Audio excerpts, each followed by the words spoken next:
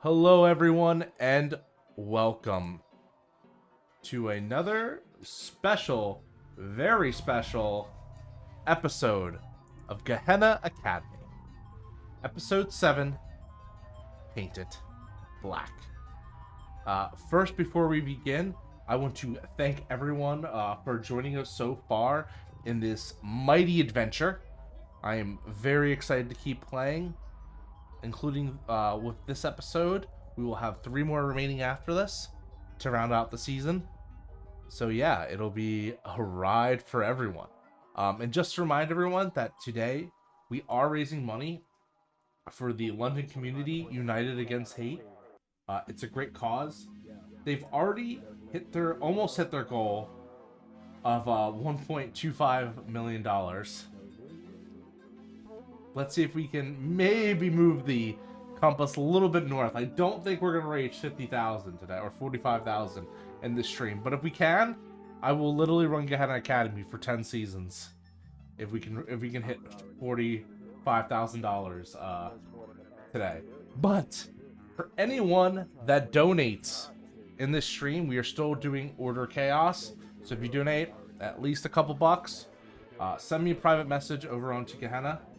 Or just declare it in chat, whether you're donating for Order or for Chaos. Order gives more, more help, more structure to the cast, allowing them to further kind of explain the mystery and help them along the way.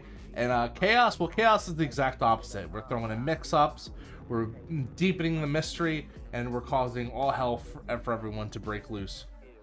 Quite literally. Let me take care of some Rainbow Peak here really quick. Apologies, everyone. Alright. Yeah. So before we begin, or as we're beginning, sorry, I said before we begin, I just want to warn everyone, if the stream does go out, I do apologize. There's a storm that has just literally started to rage outside my window.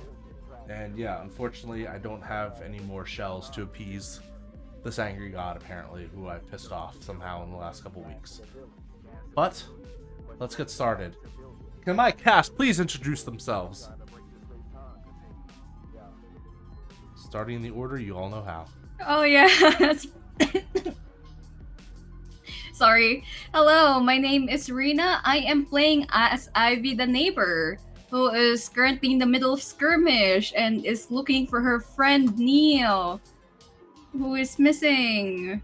And the only person who is, for some reason, the only person she can see who is supporting her is Isaac for some weird reason. Also, I drank Fae blood and her boyfriend's blood. No, I didn't drink the boyfriend's blood. I just got smeared with it. That's weird.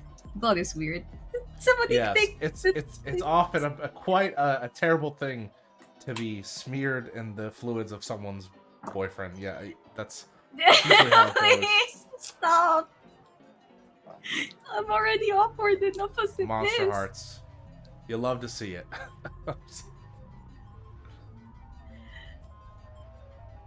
Next up?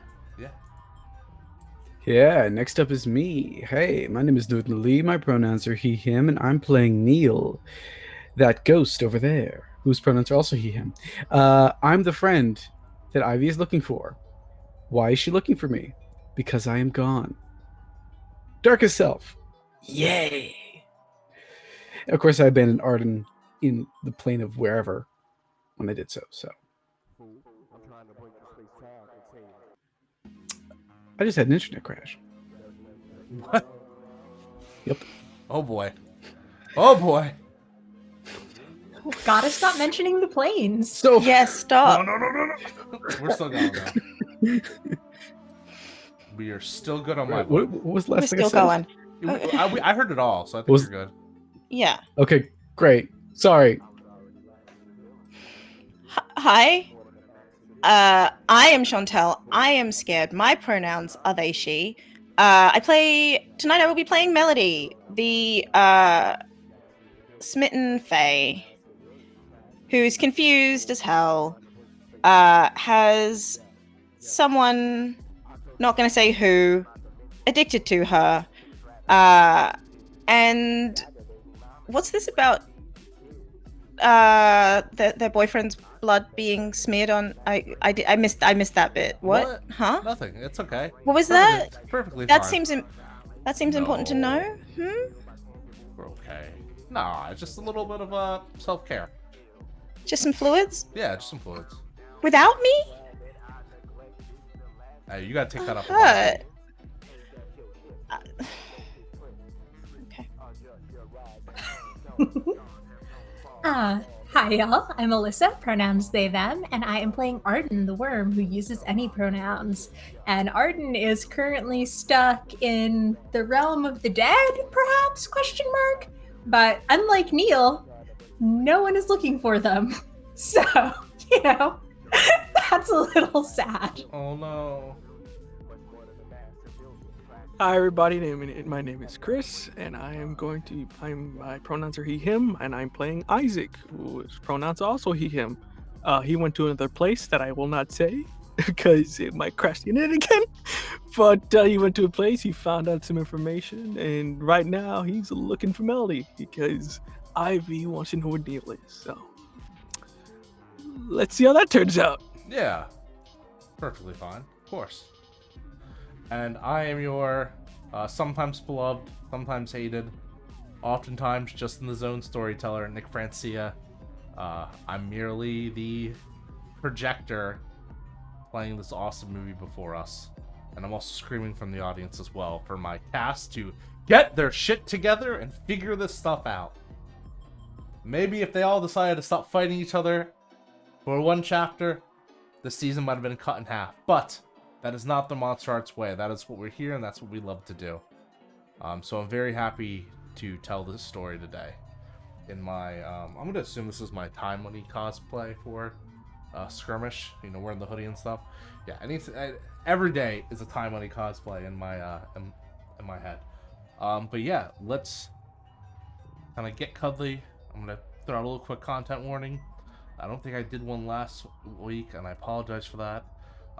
But there'll be drama, there'll be sexual situations, there'll be gore, there'll be violence, there'll definitely be some language. There usually is. If you're uncomfortable at all during the stream, pause it, maybe go relax, watch another one of our streams. The last thing I want you to do is not enjoying yourself. And for the rest of you, buckle up, strap in, and get ready for Chapter 7 of Gehenna Academy, Painted Black. Let's tell a Monsterhearts story. And we're better to begin our tale today.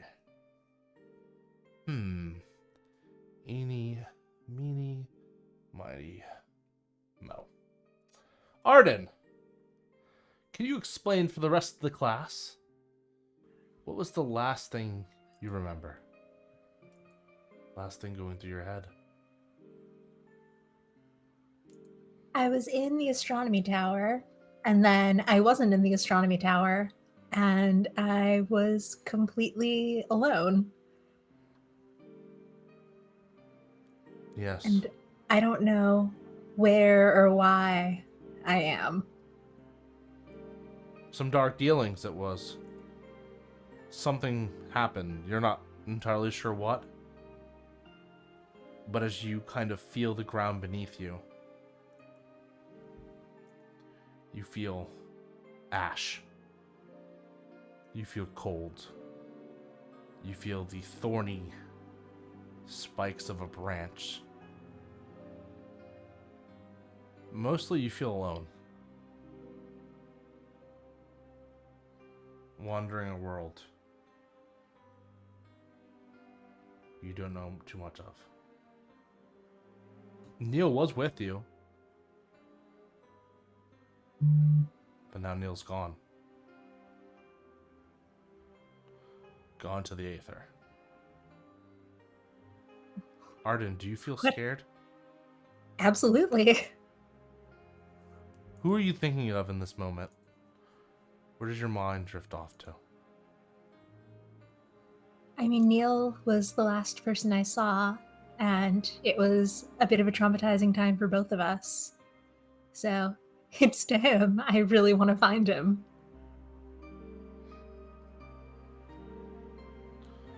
And you feel your feet just kind of start walking. You trudge along. There's no wind in this place. There's no atmosphere. There's air, sure, but it feels like almost like deprived. Like your senses are being just set at a standstill. You look at the imprints you leave on the ash, and your footsteps are perfectly indented in. And you have a feeling they'll stay there, and they'll stay like that for the next several millennia.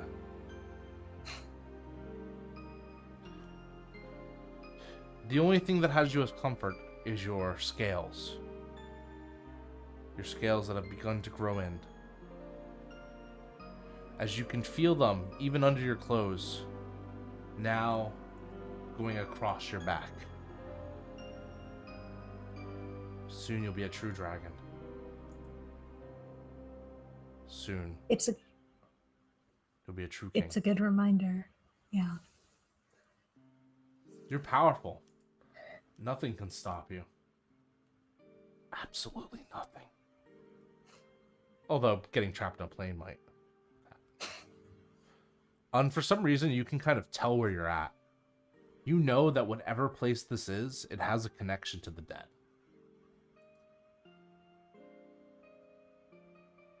It has a terrible connection.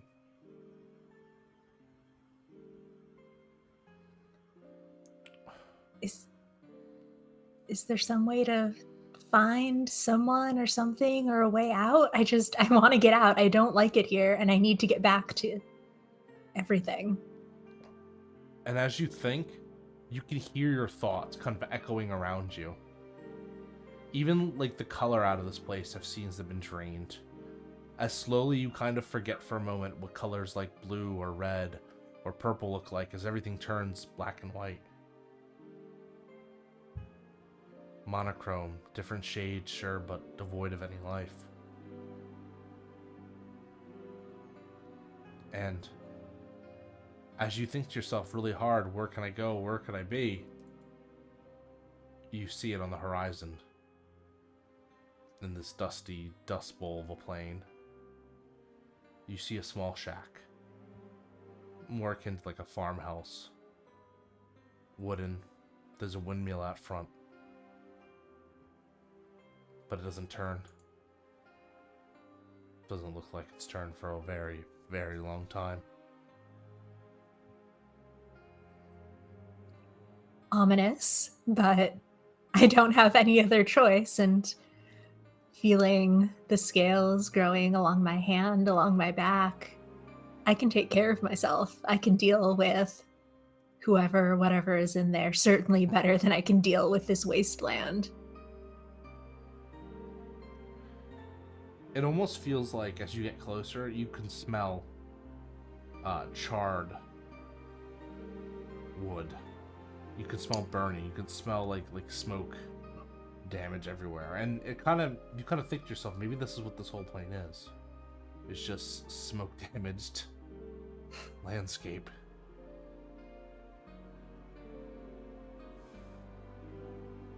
Suddenly, those clouds don't look like clouds anymore.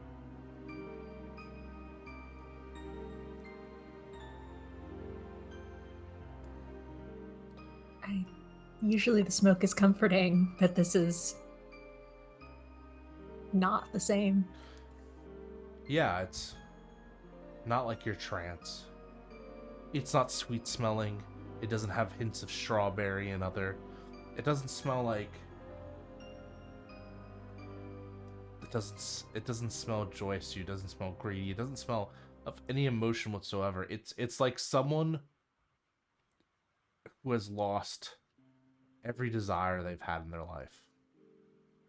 Well, you imagine coming to like a place like this would probably do it for you. And you even get the feeling that the longer you stay here, the more like the smoke you'll become.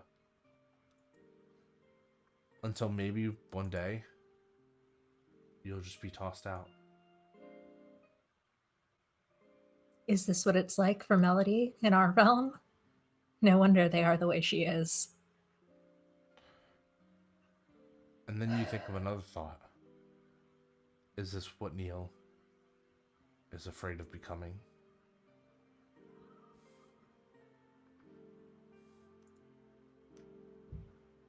Empathy. I won't let him. I said that he wouldn't be alone. I'm not going to let him be alone. I want you to gain a string on Neal for me, please, Arden. Yay. As you have a little bit more insight into how being a ghost, being a lost spirit alone in this world, truly disconnected, might feel.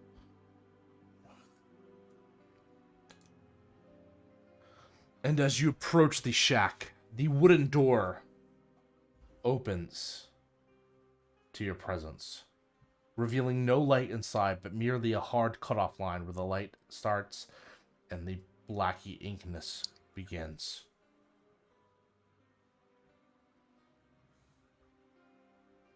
I mean, might as well. I will step past the line into the shack. And as you do, you feel the cold wash over you.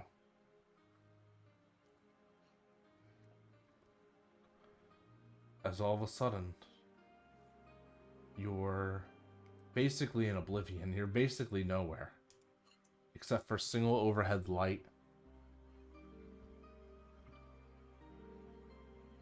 And a chair. The chair is, however, occupied.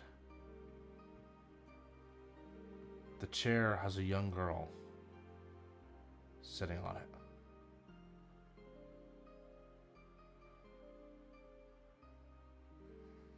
The girl... Do I recognize her? Oh, sorry. No, you're fine. You don't. It's... Well, actually, you have a hint that she looks like someone you know, but you're not entirely sure. You get the feeling of fear from her, but it's also somewhat comforting to you. The girl has long, kind of blondish, strawberry blonde hair. She's dressed in a simple jacket and shorts. She's young, like definitely like 10 years old young, like an actual little girl. And she's kind of kicking up her feet and looking at this oversized clock in her hand as if she's waiting.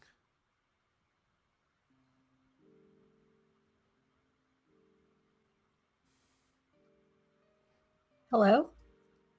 Her eyes shoot up. Oh! Someone came. Oh. Well, this is a little bit interesting. You know, we don't really get a lot of visitors here. I'm sorry. I should have tidied up the place. My apologies. I don't lose your drive to do anything in this place anymore. Yeah, I can get that. Where is this place exactly? Oh, did no one tell you? Oof. And she kind of pulls out like a notepad out of her jacket and she's kind of like flipping through like, well, I guess this is what I have to do today. I'm gonna tell them when I get back on there, they gotta stop sending me on these pickup runs. Alright. Yeah, I'm... the way to describe it is... Okay, bear with me. Just take it in and don't freak out, alright? You're not gonna freak out? Sure. You're dead. No. I'm not. You know, not the, a pretty frequent answer we get. But you have to believe you are. You were in this world. The land of the dead. Yeah, I'm sorry. The tales didn't really get it right. I mean, some of them thought it was going to be this joyous place to parading around. Unfortunately, this is kind of when you go when you don't fulfill enough in life, when you don't get to be who you want to be in life, you kind of just come here. So let me go back.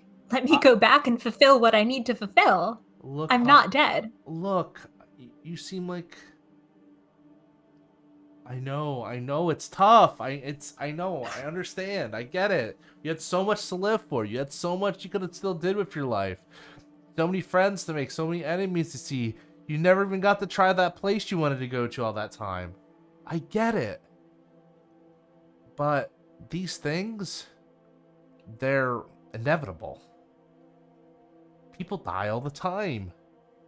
And they get over it. Fairly quickly. Look. Here, we can prove it. Put out your hand. I do. Souls in here, they only bleed ash.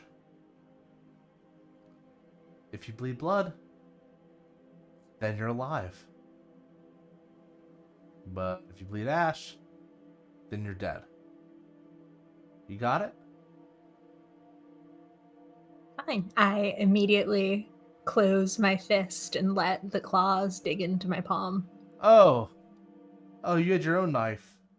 Your own 5 different knives on your hand. Okay, cool. I didn't expect that. And as you kind of let your claws inflict pain on yourself, go ahead and mark a harm off. As you watch the ichor of your blood begin to drip down.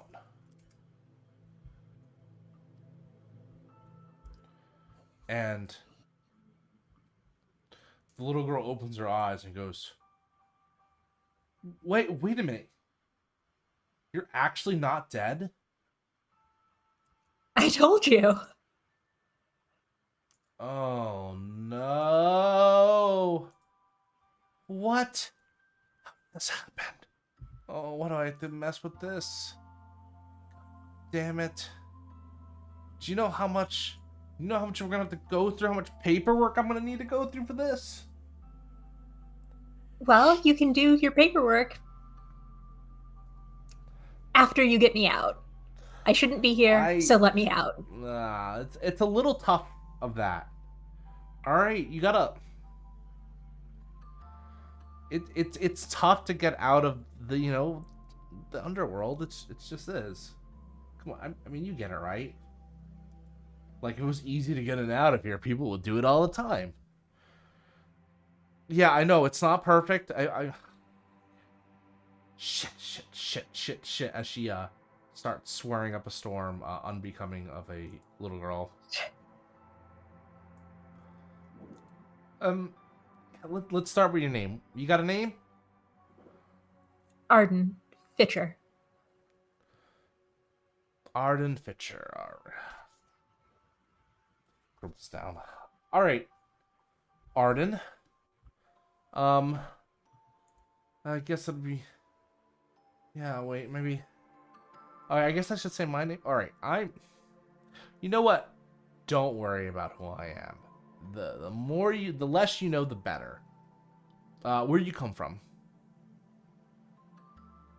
I was in school. I came here from school, Gehenna Academy. I don't know. I don't know how I got here. Whoa! I just saw one of your people not so long ago. Are they around here? Still? Yeah, but not much is left of them. He came in pretty badly banged up. But is there a way, can I find out Can you tell me how he died? I mean, well, it's really tough. We'd have to go and check. Just chalk it up to lethal magic? From who? Can you tell me that? You probably have to ask him yourself.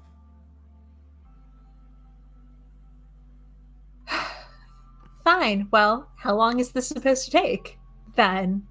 To get you back? Well, we just need someone. We just need someone to call out your name and remember you, and then I could probably send you back. But oh, look. Okay, I'll help you if you help me. Sound good? Sounds good. What is Okay. it that you need? Well, it's really interesting you mentioned Gehenna Academy. Here, follow me. And she kind of grabs your hand.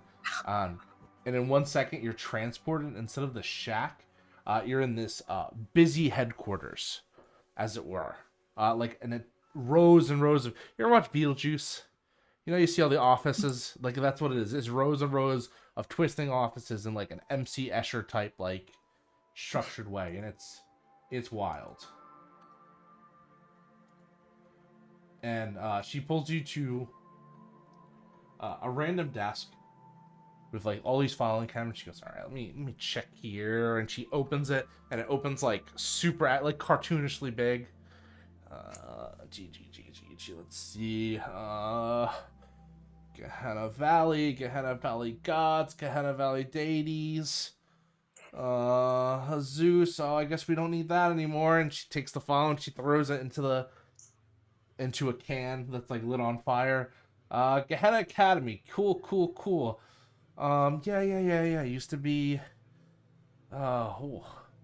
yeah. Hey, did you know your place used to be a circus? Or a carnival? I didn't.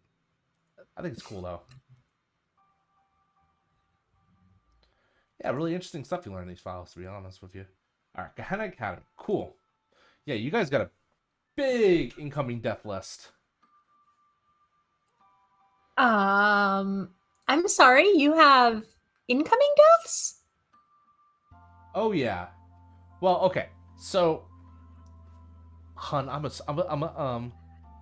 a servant of the dead. I can tell when a lot of people are about to die. And there's a lot of people apparently about to die here in this file. Can you tell who or why? I cannot tell you the names because that would alter the future. And if that were to happen, I would get fired. So I don't want to get fired and turned into a little creature where I spend the rest of my days eating fucking ash. Aren't you already on thin ice for bringing me here? Yes, but you could do some good for me, okay? We actually had a bit of... Okay. Pulls open... Yeah. Alright, who are you looking to talk to? We'll get to your part later. The person who just died, Lucas? Oh, yeah, Lucas Yang, cool. Oh, man, he was better than the last one. Fucking that guy. God damn. Yeah, Lucas Yang. Yeah. Suffered some... Oh, became a garden set. Yeah, that Lucas. Ooh, I don't know if you want to see him. That's pretty messy. I've already seen him. Ooh, that's... You really see you want to see him again? That'd be pretty bad.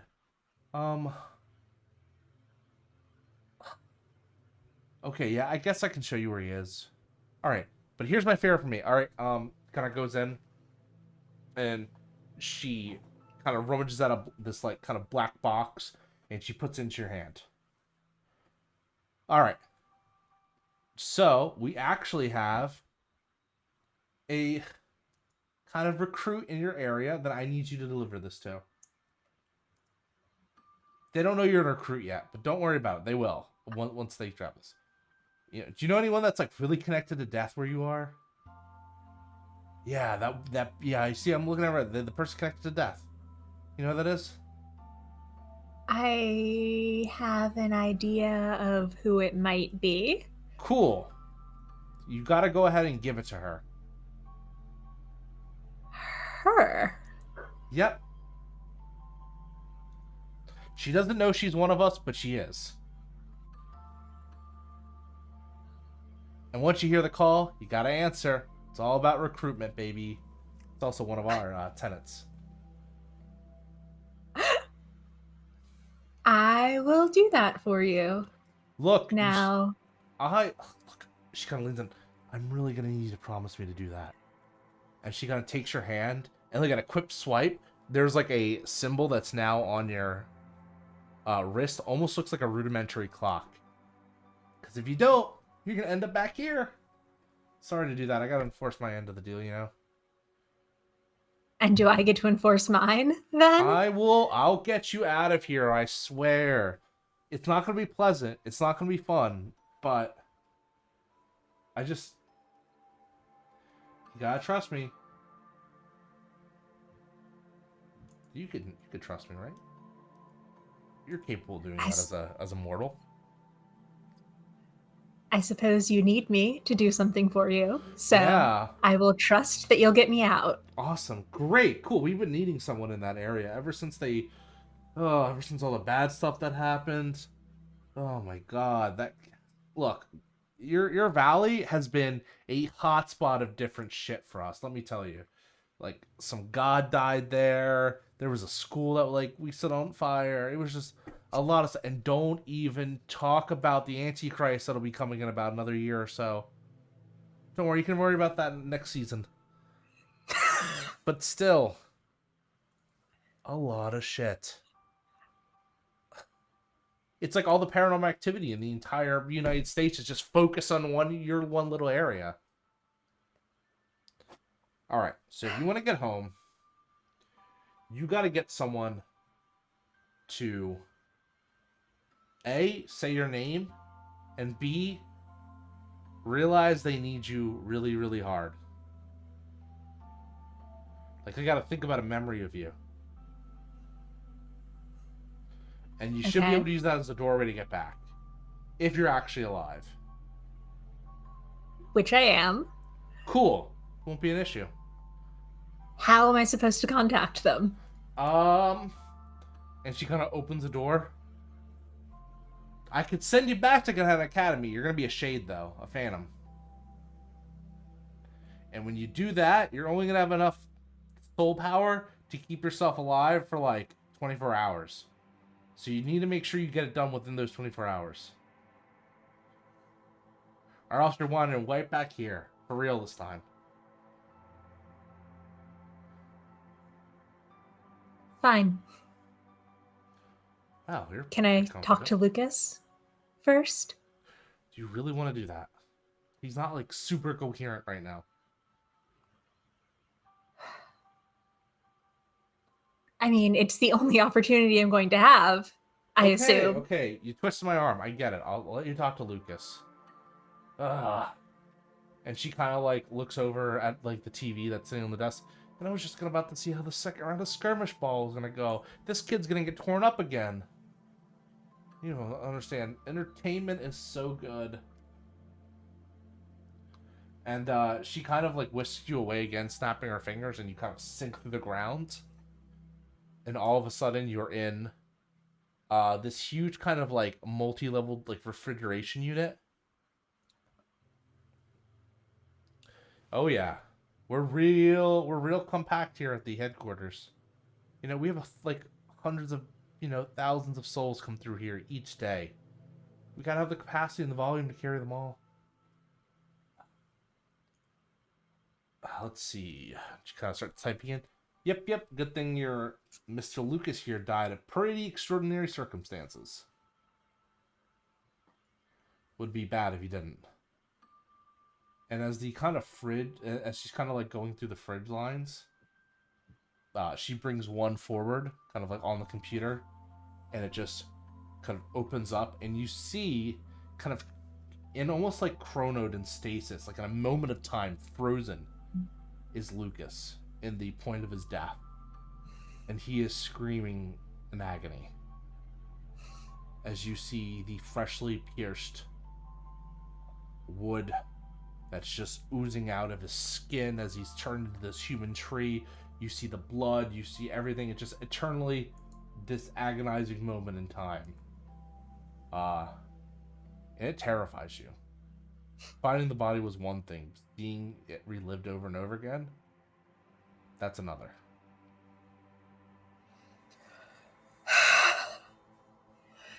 No, I need to figure this out though. I'm going to take a breath and do my best to focus just on his eyes and try and ask, do you know what happened? Do you know who did this to you? He just screams back at you. And the little girl looks and goes, see, I told you, he's stuck in that moment. He might know the answers in his head, but unless you have another way of communicating with him, he's not going to be able just to tell you. Can I try to keep that eye contact and initiate a bargaining ceremony? Yes, you can. And as the smoke begins to pour around you, the little girl, you hear her kind of scream, wait, what are you doing? What are you doing? And like her, because it's just you and Lucas, everything begins to be muted out. And slowly the girl's voice fades from the aether.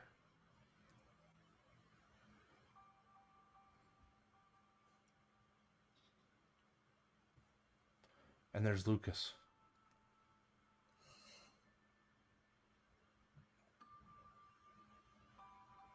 Where am I?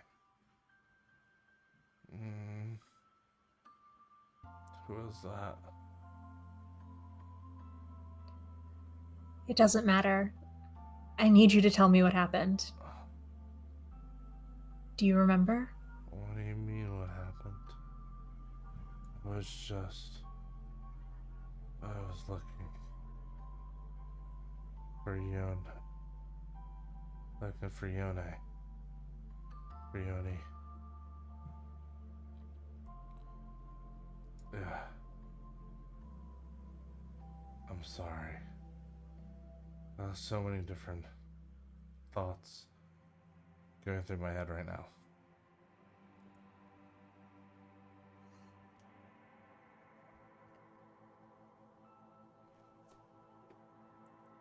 Arden is half intrigued by whatever thoughts they could get out of this dead person, but also more pressingly, they need to get back. So they sort of scowl and say, those thoughts can wait. I need you to focus. I can figure out what happened. I can get revenge for you, but I need your help. I need you to tell me the last thing that you remember. Think back. Yoni used to tell us that the greatest trick the devil ever pulled was, how's that quote go? Was convincing people that he didn't exist.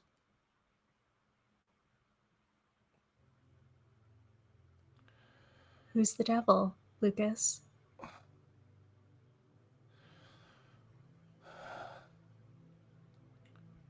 I don't trust any of that lot. I don't trust Mercutio. I don't trust Victoria, Nikki, Samir. I definitely didn't trust Yoni. And fuck. I don't trust Astoria Gray.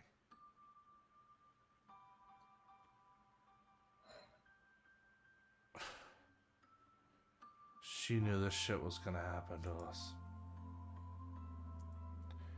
She knew it the whole fucking time.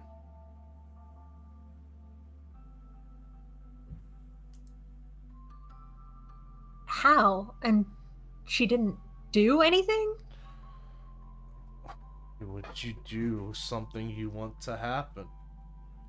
Why would you stop it? You can't stop it. It's just how it is.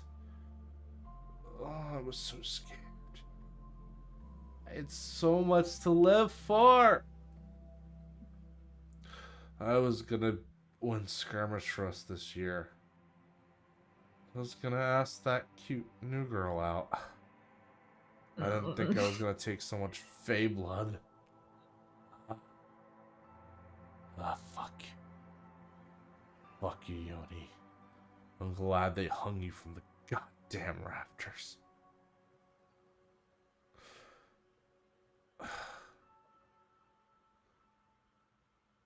You knew what was happening. What was happening? What is happening, Lucas?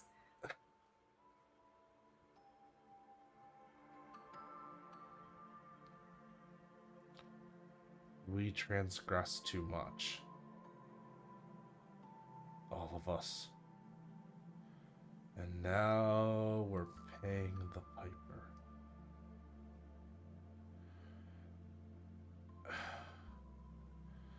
Arden.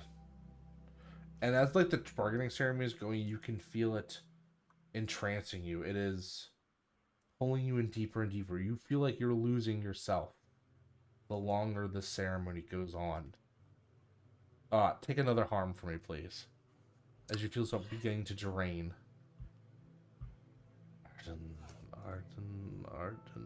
Arden. And as he looks, his eyes kind of droop, and one of them begins to just slowly slide out of his socket, landing promptly on the ground, still twitching. As his face begins to sag off his bone structure slightly, a bit like clay melting.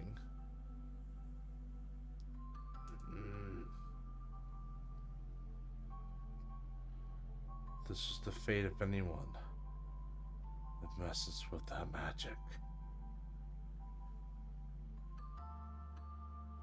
And if you see Victoria, will you do me a favor? What? Rip her fucking heart. And then before he can finish the sentence, he just deteriorates even more. And you feel if you might be able to get more answers out of him, but you're gonna really risk it. What would you like to do? I will. I'm so tempted, but I will let it go for now. And as you break containment, as it were,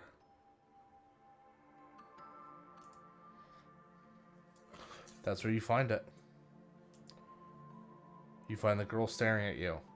And we'll cut scenes here for now, as you are breathing heavily on the ground, as we go to none other than the Queen himself, Mr. Isaac. Mr. Isaac, what are you doing? I am on my way to find Melody, but I am also pulling out my phone and texting my the abandoned. Yeah. Primarily, what I'm texting is that I'm texting that I found the components, and I just start listing it in the chat. And saying, like, we need to find this stuff. And they go like, you're fucking insane, dude. How are we gonna find all this? Elliot says. Oh, actually, no. That does not get said. Elliot's too busy getting the shit kicked out of him right now. As you, like, because you're still in the stands, right? I'm moving from the stands into this school to try to find Okay. Melody, so I just left. Yeah, as you can hear, like, the commenter going, oh, that's another one for Parker, as he gets viciously punched in the face.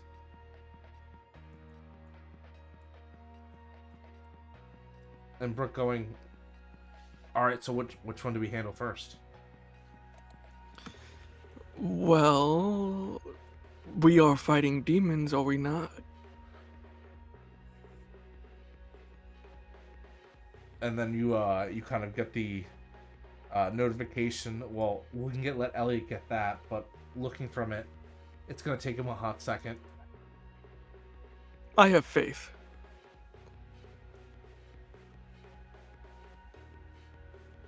And like as they kind of like start all like the messages start to get very rapid.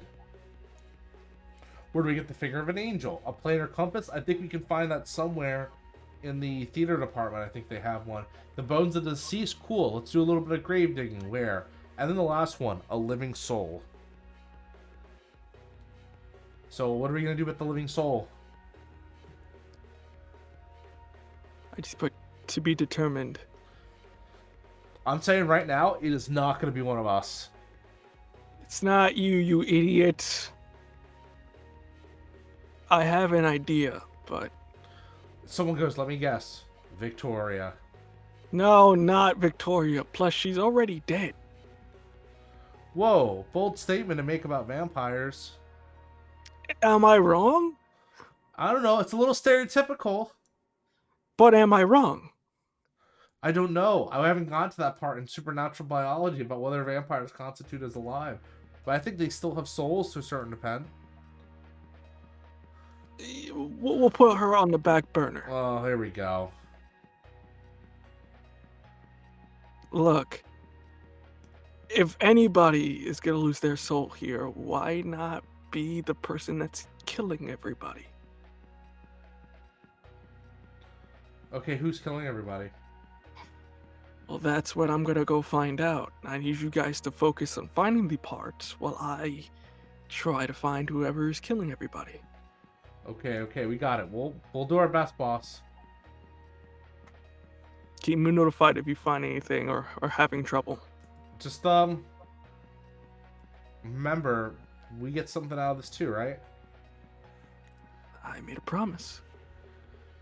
Okay, boss. Where you going now? I'm going to go find Melody. Melody, what do you want with her?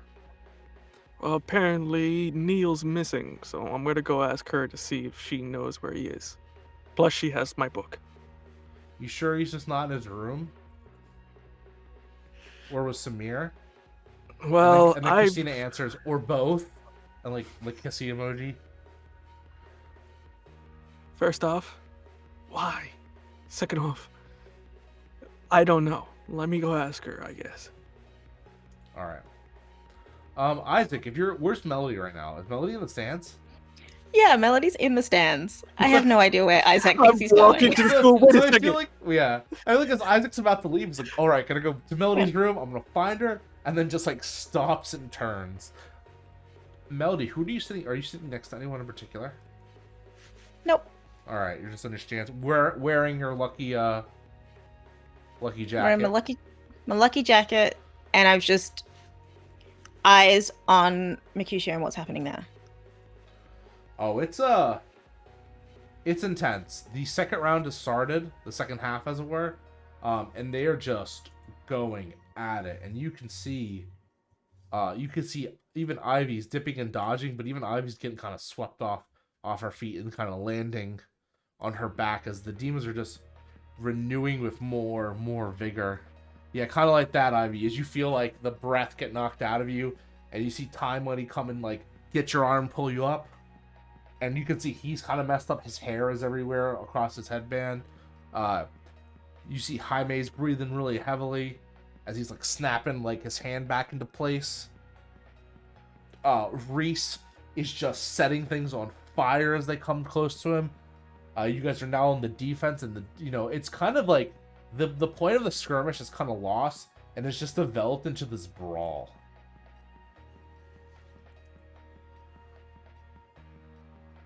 And you're not sure if you can do anything about it, Ivy. You're not sure if you can. Even with all that fey blood. But it is entertaining to watch, Melody. Exceptionally entertaining to watch. That's good.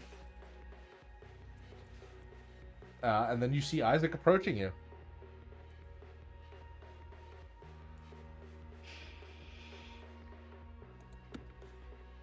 Is that seat taken next to you?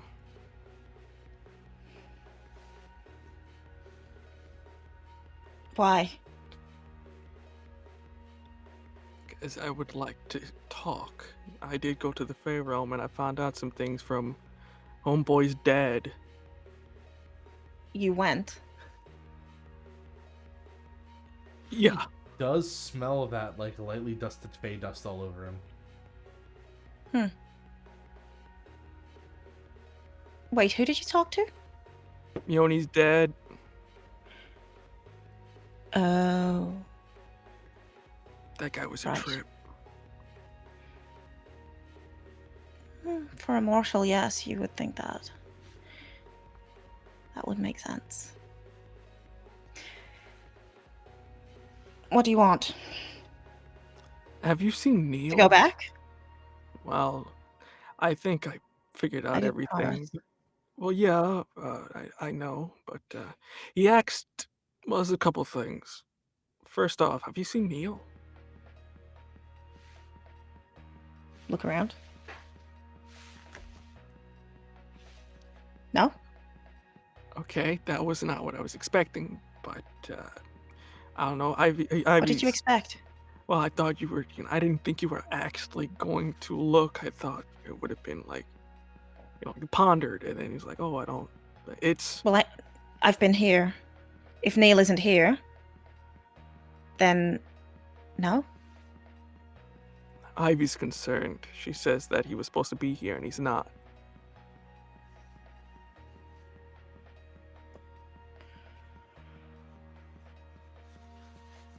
I don't know what you want me to do. Okay. Well, moving on to our second thing then. Yoni's dad requested something of me. Mm-hmm. What? Pertaining Victoria. What? He wants us to bring Victoria to him, or at least bring her to the Fae. Apparently, she owes him something. Hey, Melody, you know what that sounds like? Yeah. Sounds Sounds like a little a... bit like a broken promise. That Ooh, one. yeah, it does, doesn't it? That does sound a bit like a. That sounds tasty. I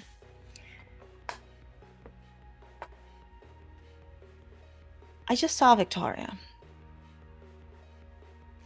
I'm gonna take a crack and say that it wasn't a very eventful conversation. Oh, it was eventful. Just wasn't pleasant. Yeah. What happened? Doesn't matter. So she needs to go to the Fey Realm? Yeah, apparently she was Good. making. All Let's right. go. Should I be concerned? Because you kind of have that look in your eyes that I've seen quite a many times. I don't understand. You look like you're gonna do something regrettable. Is a word. You don't look exactly. Not for me.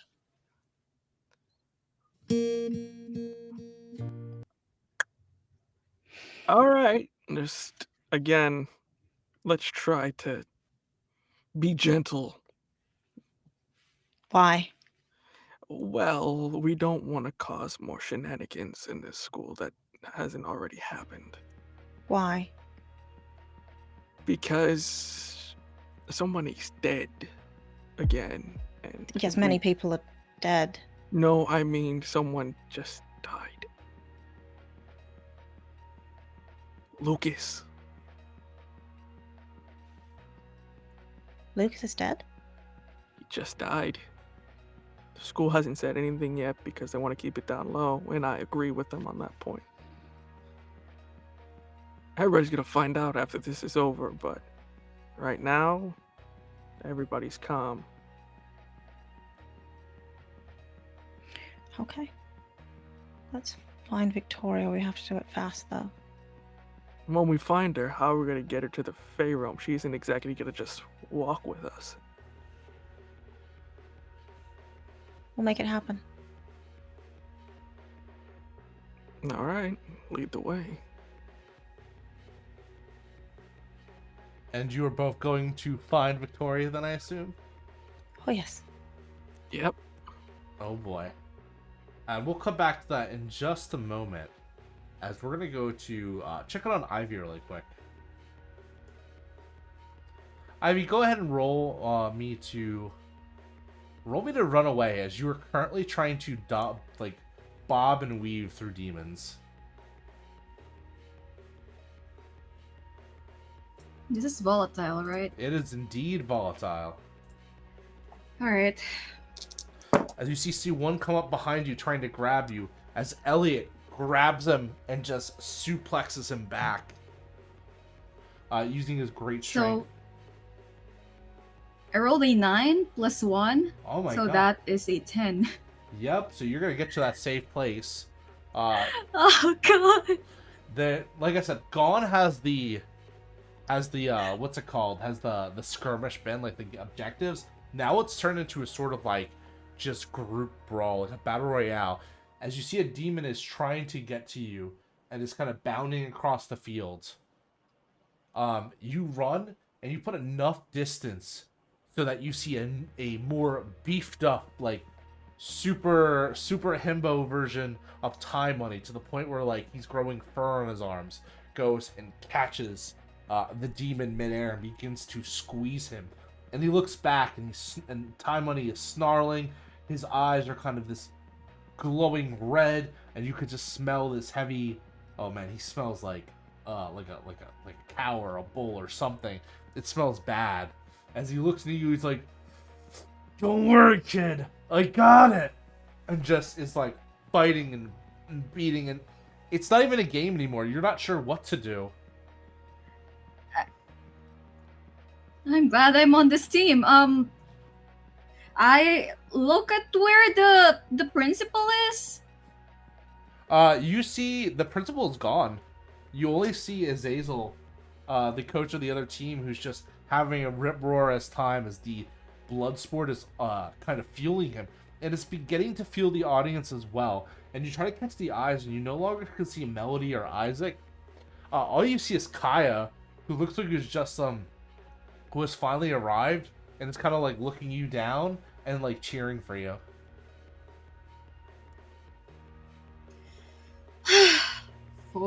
I'm gonna try and grab the nearest person on our team and go like, what the fuck is going on? Is the skirmish still on? Or is it just a brawl now?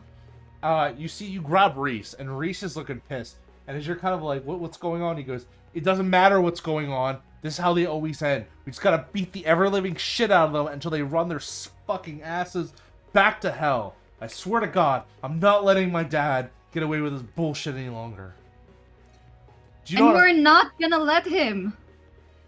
Are you gonna keep running, or are you gonna fight?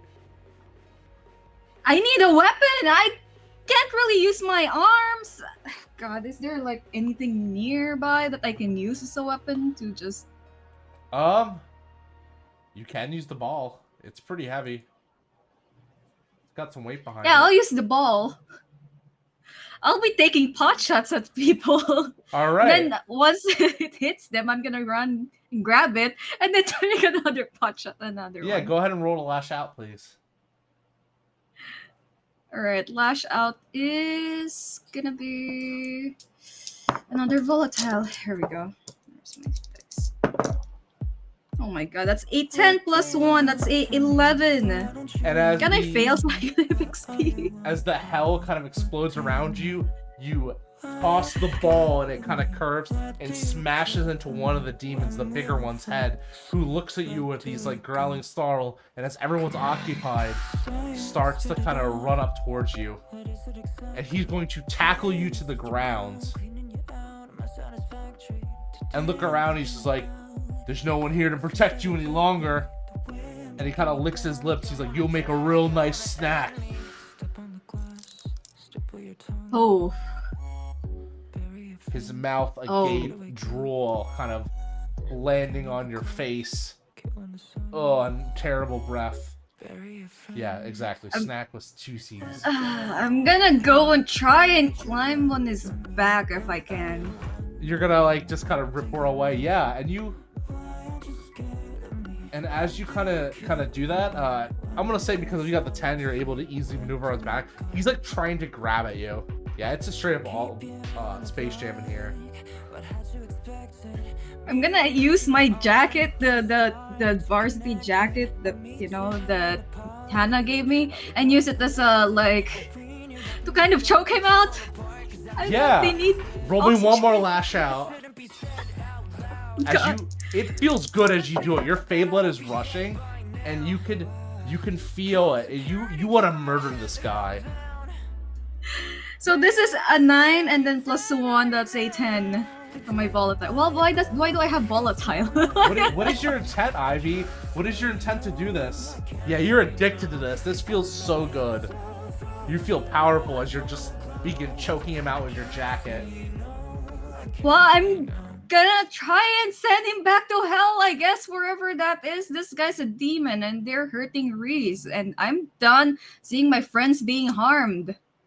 And as you think to yourself, and you're just like, you wonder what you could possibly do, and you're like, yeah, fuck this guy. Do you want to stop him or do you want to kill him? That's the important thing. Oh no! Oh no! What does Are you Ivy want to making- do? You have his life in your hands, Ivy. I feel like Ivy will think to herself I don't want to kill this guy, and then she look at Azrael and sees how she is being underestimated at every turn because she's a freaking human and she's female. So she's just I'm gonna make an example out of this guy. 'Cause I'm done being underestimated. Fuck this guy. And so you go. So just to make sure, you are going for the kill.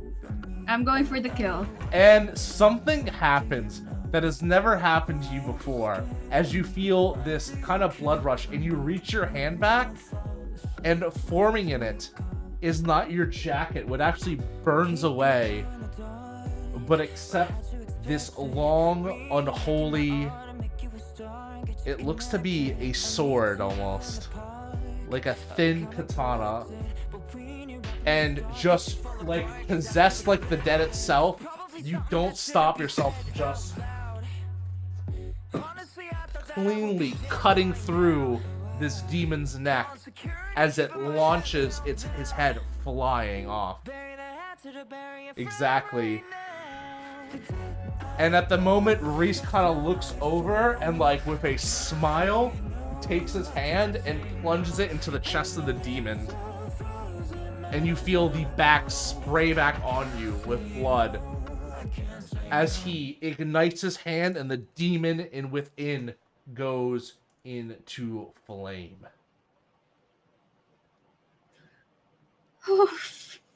What the actual fuck? And he cheers and he looks at you and he goes, "You really are all that." Hell yeah! Let's finish the skirmish then. And everyone kind of looks around and you hear Jaime go, "Shit." You hear Mercutio go, "What the fuck?" And everyone just explaining what just happened as the demons all look at each other and go, "But," and just at a moment you see Azrael kind of go reach into his pocket and pull out this white handkerchief and just start waving it, and someone blows the whistle. And you hear, and you hear Time Money go, "That's a surrender!" And Reese just everyone starts cheering and looks happy. And Reese looks at you and gives you a smile. And just one hand, he kind of grabs you and he kind of hoists you up in the air.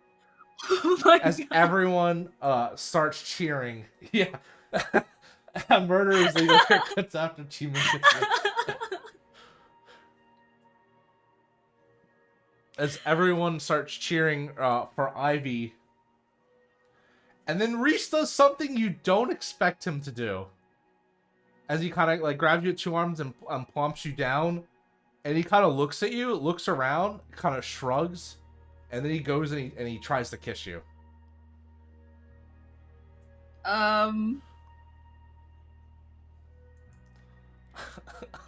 Yeah, I guess I'll let it happen.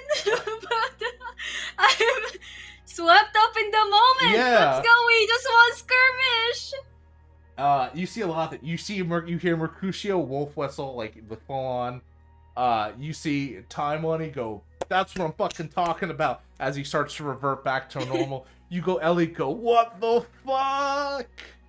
And you hear Jamie like or Jaime breaking something in the background probably. Oh no. As What have I done? Yeah, as the everything is basically like everything starts to separate, everything starts to go away, and you look for, you kind of worry yourself like, shit, did Isaac see that? And then you realize Isaac isn't in the stands, not anymore.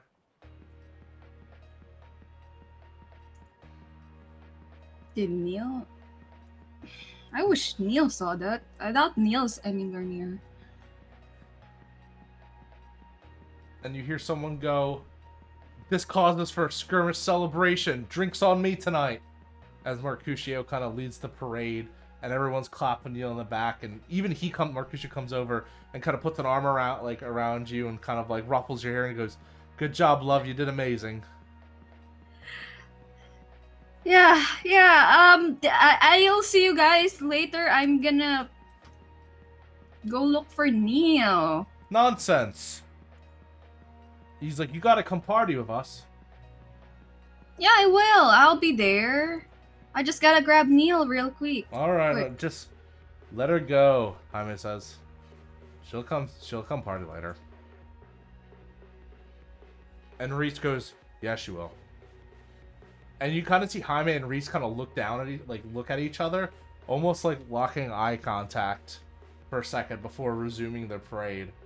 And Mercutio just kind of like looks at you and goes, if you see Melody, Your girlfriend? I don't know, we don't really have labels like that, but yeah, tell her I'll be waiting for her at the party. Yeah, I will. But yeah, I'm gonna see you guys later. You guys been awesome. I'm gonna do. And I'm just running away. Probably to look for Samir because I'm thinking Neal probably is making out with Samir or something. Yeah. You notice that there's a lingering taste on your mouth, Ivy. It tastes like cinnamon. Like spicy, warm cinnamon. What? Well, Like- that's sweet. You feel like you feel someone give you finger guns at that comment as you're leaving. But I think as you're kind of leaving, that's the moment we're going to turn back to good old Neal.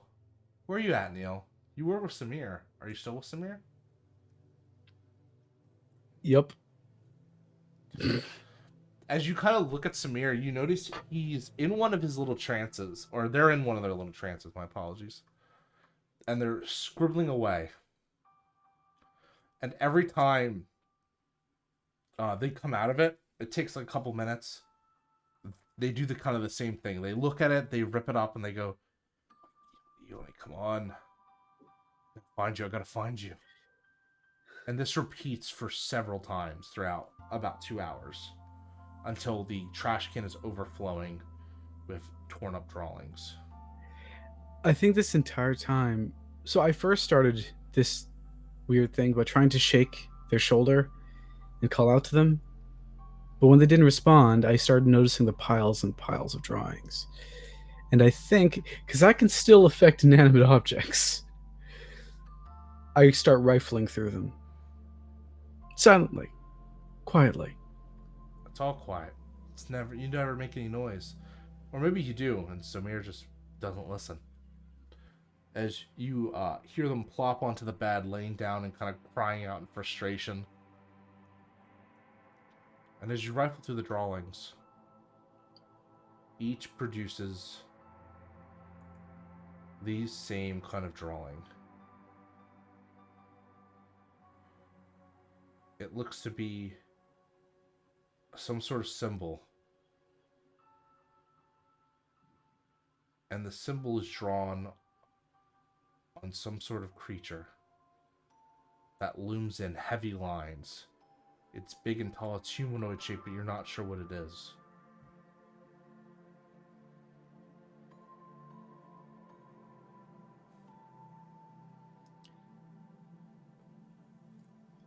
I try to toss one of these crumpled drawings at Samir to try and get their attention. So the drawing does land, and Samir goes, ah. And looks at it, and looks up and goes, someone here? Someone here? I toss another drawing. Oh. Come on. Recognize me. Please. I can't do this. I'm going crazy. It's happening. You're the only one. You're the only one who's ever seen me. Even when you can't. Please. Say something, anything. Come on. Call out to me. Yoni, where you at? My sight's not working. Oh my god. Fucking.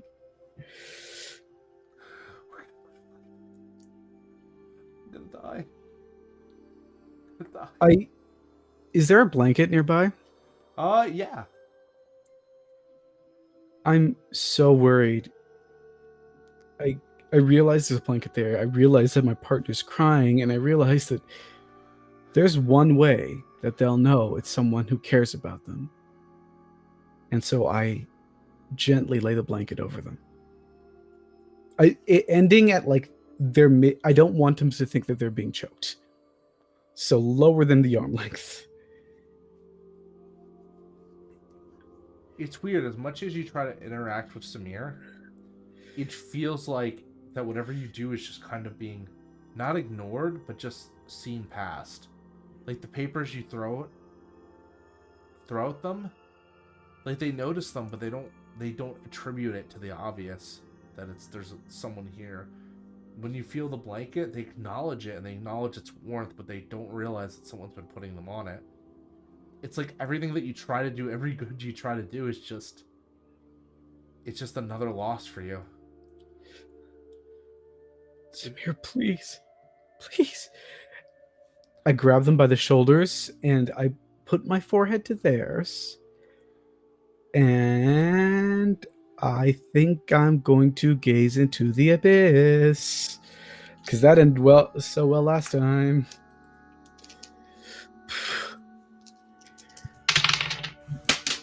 Every single... Damn it, your dice roll turned my lights on.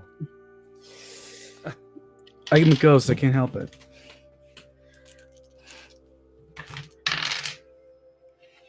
That is a 10. Oh boy.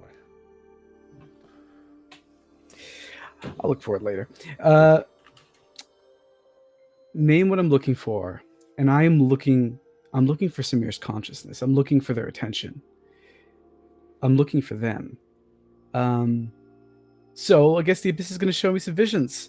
And I know visions around Samir might do something cool. You never know. As your forehead touches Samir, something interesting begins to happen as you establish the connection. Samir begins to shake. Like his body starts to their body starts to violently seize up. Babe? Almost like, and you can see Samir's eyes begin to roll to the back of their heads as you see the whites and just teeth begin chattering, and they grip the blankets as you form this connection. And you can see the drips of blood coming from their nose and even a little bit trickle from their eyes. No. And as you do so, you receive a vision. Mm-hmm. I feel like I might know what it is. Where do you expect to come to when you have these visions?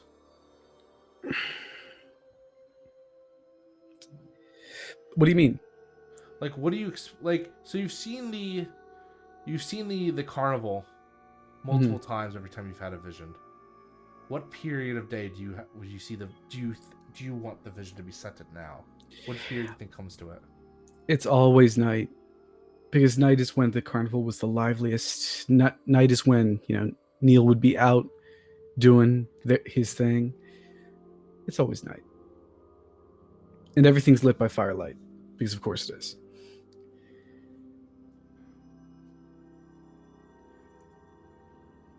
This carnival is no longer standing. The ashes have been cleared away. The rain has kind of gone through. But what you do see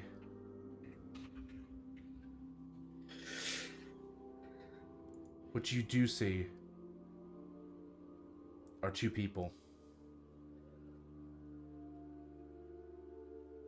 The night is young. There's stars in the sky. It's very tranquil, and only patches of grass begin to grow. The gnarly tree of where your death was still exists in that place, although forever dead. And the two people, one looks so familiar. It's a sight that almost sets your heart aflutter. You recognize it's your first love. Travis. But it's not Travis as you remember him. This Travis is a lot older. Possibly in his 30s now.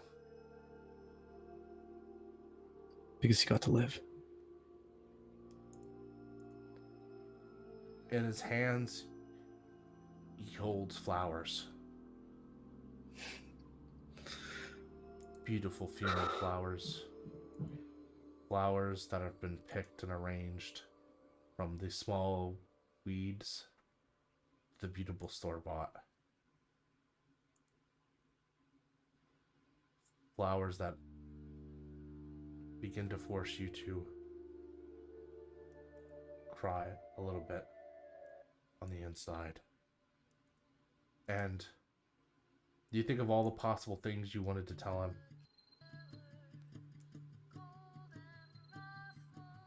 What did you want to tell Travis all this time? I just wanted him to be happy. Away from his father, away from all the obligation, I just wanted him to be... I wanted us to be happy.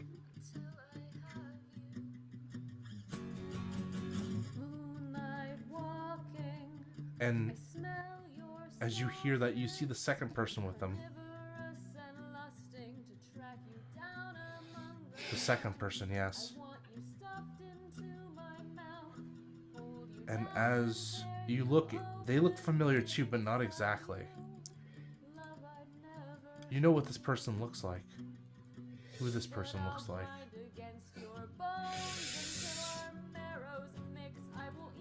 It looks like Samir. But not the Samir you know. Maybe a relative. And you see Travis put the flowers down at the spot, and the flowers begin to instantly wither away when they're put there. And you can see tears begin to fall from Travis's face.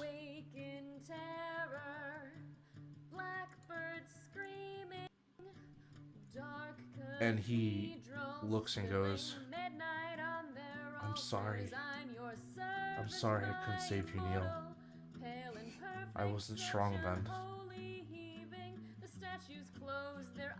But I'll make your sacrifice worth it. I will help make a place. A place where all the damned can feel welcome. Where we can all feel safe. Away from those that would not understand us.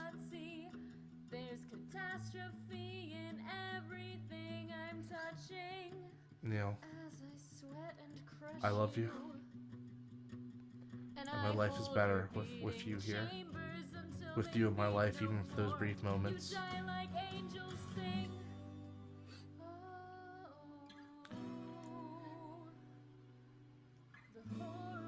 I love you too.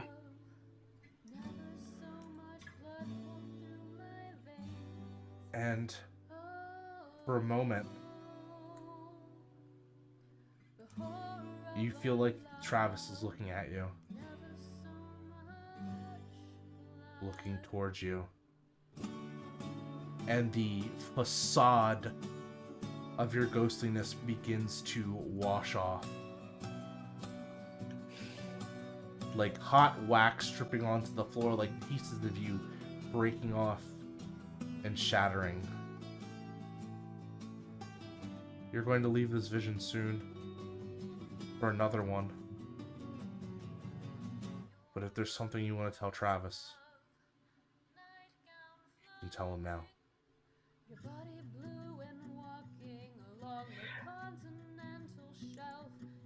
All I do is I walk up to him, just be happy, and then I lock lips with him. And the world seems to fade away for a moment. All the anger, all the rage, all the loneliness, it feels worth it just for that one fucking moment. And you begin to cry. And then it's gone.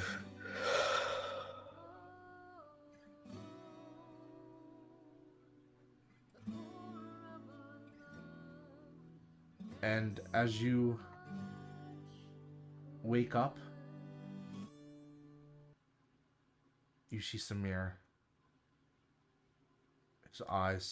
Their eyes slowly opening.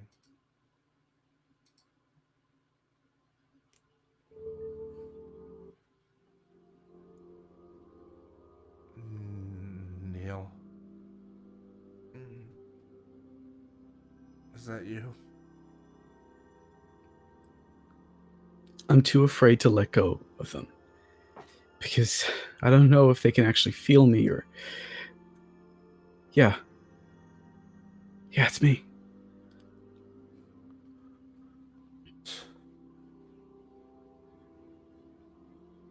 I'm happy you're here.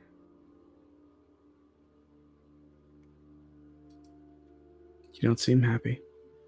I tried really hard to help others. I tried really hard to make someone feel like they weren't truly alone in this world. I just wanted to make the world a better place. Samir? What are you saying?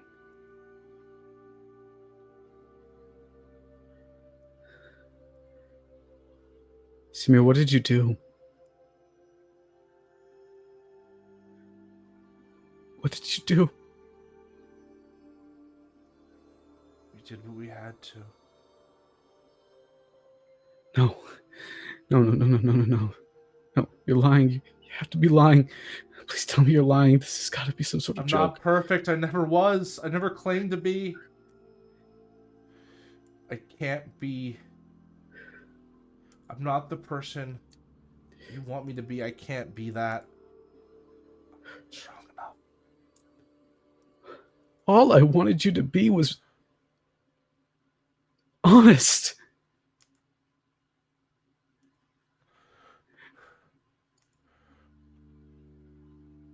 How could you? Believe me, we thought we were doing what was right. She said we could change the world. Me with my sight. Mercutio and Victoria with their power. Nikki with their family. Lucas with his was attunement to nature. And Yoni was connected to the Fae. We were all supposed to change the world together. We were supposed to make something better. We were supposed to make the world a better place. That's why we formed it. That's where we formed our club. What club?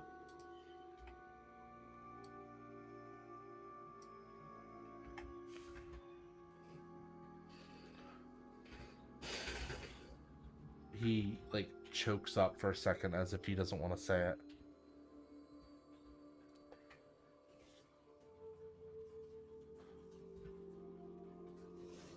What did you do? Tell me everything. Tell me exactly what you did.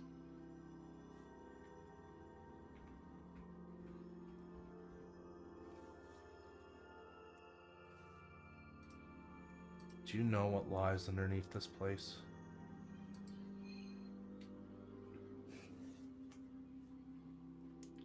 Yes. What? I feel like I would know what lies beneath this place, Nick. So, after this time, you can only think of, like, it's weird because it's definitely been hidden. So you would know that the only thing that's the only weird natural occurrence is that there is a cave that apparently runs underneath the grounds of Gehenna Academy. The caves. I know about the caves.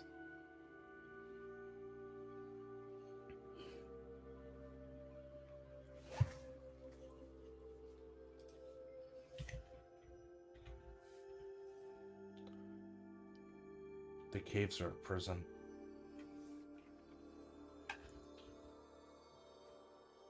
For the people the Academy couldn't control. Couldn't risk getting out.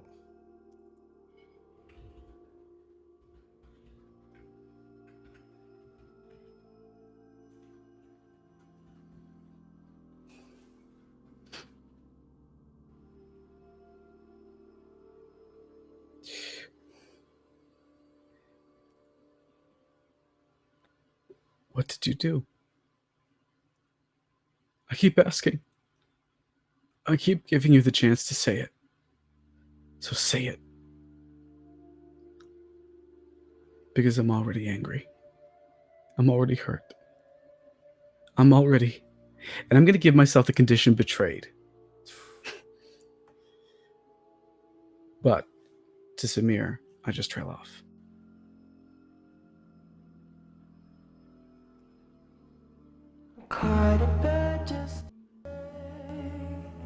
And as they look, we tried to break what was down there out. We tried to communicate with it.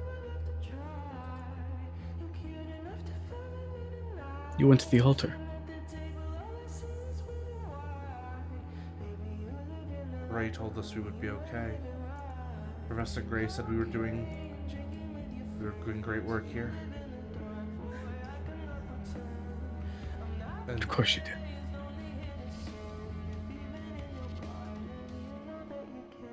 we let something out.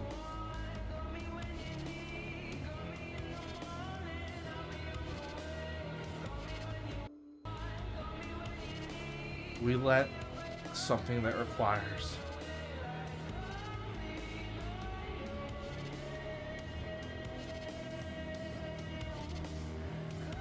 the spell is incomplete though. We couldn't fully let it out.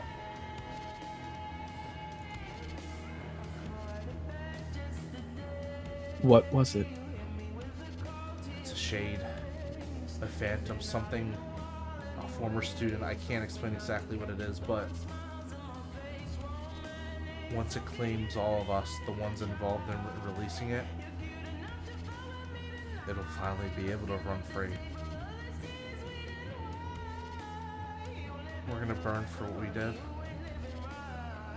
All of us. Look at what it did to Lucas. What it did to Yoni. It turned the base things about its nature, about our nature against us. It killed Lucas with the place he loved the most. It killed Yoni on sick fucking ironic turns. And it's killing me. It's killing me slowly. How observant are you right now, Neal? How worked up are you?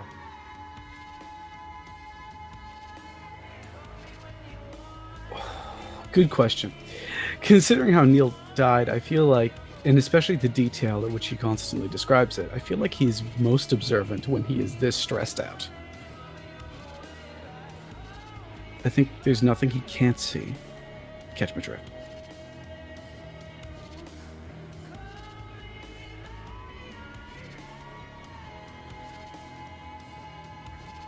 Give me a volatile roll. Volatile. Ooh, great. -1 to that. Bet'll end well. It's an 8. What do you think? What do you think? Hmm. What does Samir deserve?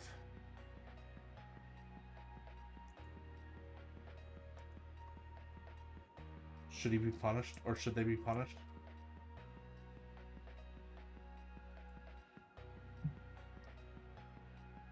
Samir got used. They're not the one at fault. And you catch at the corner of your eye Samir grabbing something from their desk as you see it come up fast. And for a minute you think they're going for you. But in fact, as you see the gleam of the knife of the blade, you see Samir is going for themselves. Will you stop it?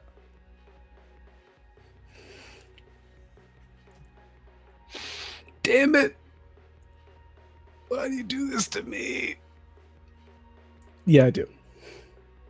You block it the only way you know how, and as your hand comes between the knife and Samir's face, you see as the knife impales on your hand, causing you... How much harm do you have right now? Oh, 0. I'm fine. Alright, I think that'll deal harm. Yeah. Yeah.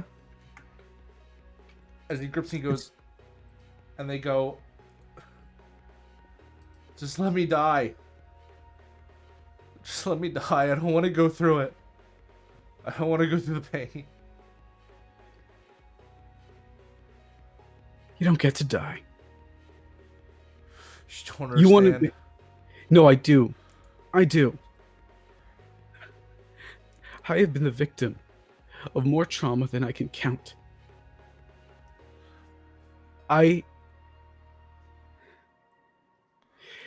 You don't get to put it all aside and not live up to the damage you've caused. You really are sorry for what you've done? Then you have to stay alive. That's how you fix it. I can't fix it. Look at me. Hold my hand. You may not be able to fix the problem, but you can fix the symptoms. We know it's a shade. There are things we can do. It's not... I don't know what it is. It's the term of description. It's evil. It's a creature. It was a student. So we find who's new this year. Teacher or student. We find them. When did you release it? It was a student. I released it. We released it a week or two ago.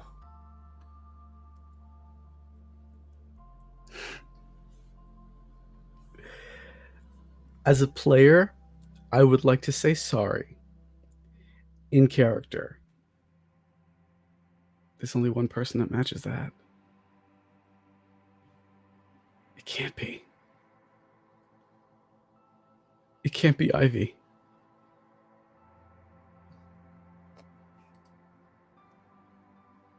I'm not going to blame anyone I don't know yet.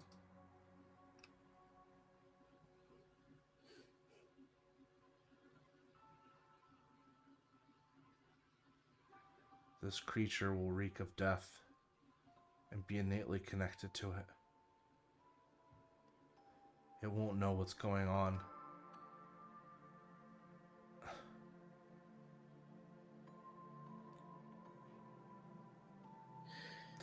creature is a great liar. Yoni used to tell me the greatest trick the devil ever pulled off was convincing everyone that it didn't exist.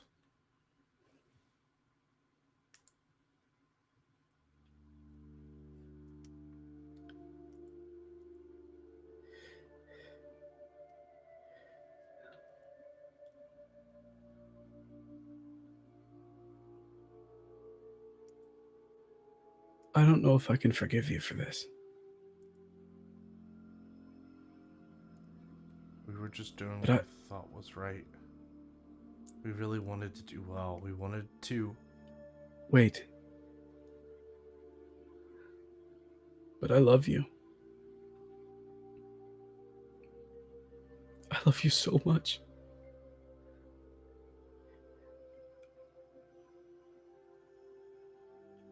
And I'm not going to let anything hurt you.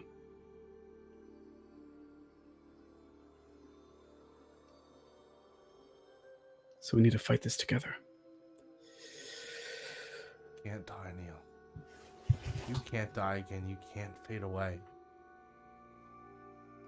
Don't you know it'll be a waste? You saw what I saw. It'll be a waste. It'll be a waste. The school's built to give second chances. This is, if you disappear, if you fade away, do you know what that means? That this whole academy is for nothing. You're the spirit of the school. You're the reason the school got built. I'm just one man. You Sure, are Travis more. did this for me. He did this for me. But if a school can't survive without me, then it maybe shouldn't exist in the first place. It's more than just me. It's always been more than just me. It's you too. It's you and Melody, Arden. Shit, Arden. What do you think about when you say that name? Arden? Mm-hmm. Conditioned guilty, I think. I think of guilt and how I abandoned them when they needed me most. I mean, I may have not meant to, but I spent 3 hours just sitting here. All I think about is I need to get Arden. And then you hear a voice in your head. You hear that? That's the doorway. Get out of here, alright? And just remember what I told you. Remember, I'll pull your side of the deal, alright? Of course.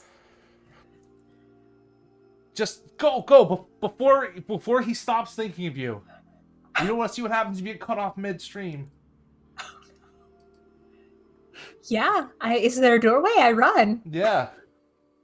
And Neal, you begin to have a big head trauma. Yay! Like splitting.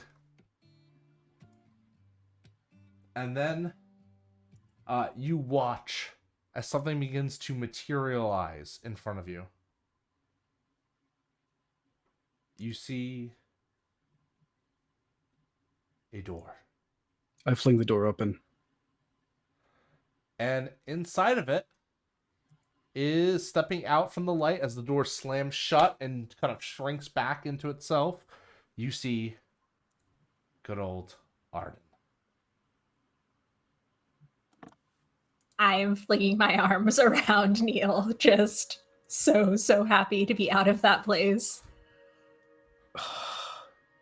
I'm so sorry. I mean, I lost myself for a second there. I didn't mean to lose you too. I don't know what happened. I woke up and I was in the land of the dead. I get why you don't want to be there. It was so awful, Neal. It's even worse when you belong there. But we need you here, Arden. So you're not going anywhere now. Yeah, do I have the box with me? Oh yeah. Did you hear that? Yeah. Arden, did you hear that? Oh no. It's You're like what? a clock ticking in your head. Shit. There's so much we need to do, but first, I think... Do you know where Ivy is? I think I know exactly where Ivy is. And I think I know exactly where to take our break before we get back with one more hour and some change with Gehenna Academy. We'll be back in just a couple minutes. Go to the bathroom, go refill your drinks, get your popcorn, and buckle up because Chapter 7, it's not over until I say it's over. As we're going to come back and see what Isaac and Melody have planned for Miss Victoria. Don't mind the ticking. It'll stop. Eventually.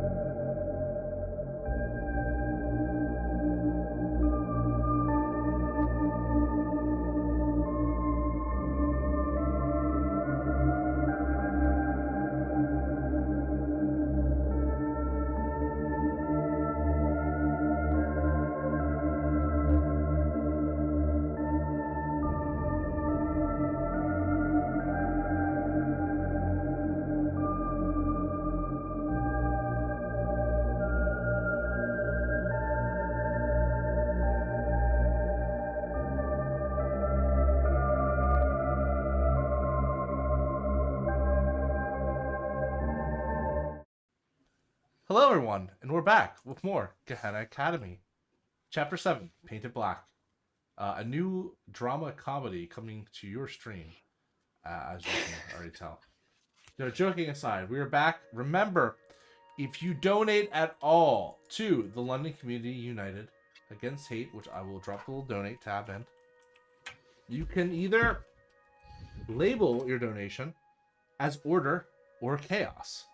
Donating at least $1 and same order will give the game more structure. It will help the mystery come to light more. It will help our cast of characters. However, donating for chaos will push the game over. It'll make things wilder. It'll deepen the mystery and further the intrigue. Do you want entertainment or do you want to help our cast? You let me know. What? I see the bias there. I see a bias. It's a little one, but also chaos, please. Mm-hmm. And it's to a great cause. All right. We're getting right back in. Melody and Isaac. I'll let you set the scene. Where do you find Victoria?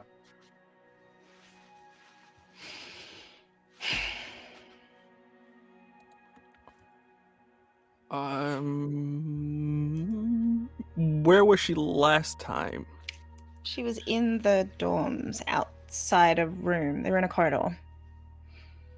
So would you think she would go back to her dorm, or do you think she would just stay where she was? Let's go to her room. All right. We're headed to her room.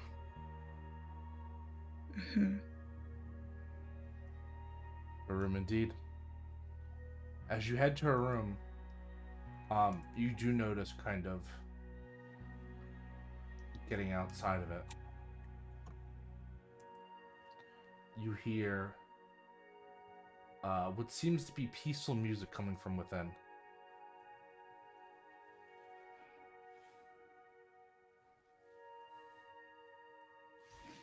Gentle knock.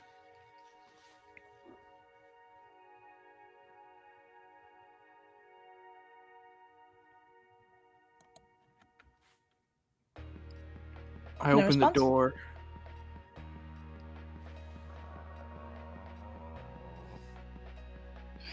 And as you open the door, Needs one. the first thing you feel is an intense and sort of a putrid smell. The second is you see skin. Lots of skin. Like huge husks of dried out, like almost like animal, like snake skin that has been left around the majority of the room.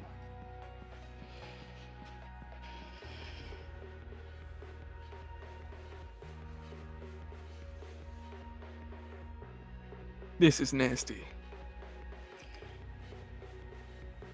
I don't want to agree with you, but I kind of agree with you. Is there anybody in here or in the bathroom or anything? As you get to the bathroom, you actually see a strange sight. Stranger than the skin. Yeah, stranger skin. You see Victoria in the bathtub. There's no water in the bathtub. She's fully clothed. And you see her head is kind of laying on the back of it, almost in like a trance-like state.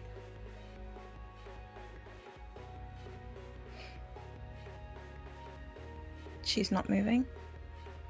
No, and you kind of think to yourself, why? Until you see kind of like at one of her hands is like around kind of one of her arms, you see the kind of like tied rubber band that you would to make your like veins pop. And by her hands, you see an empty syringe.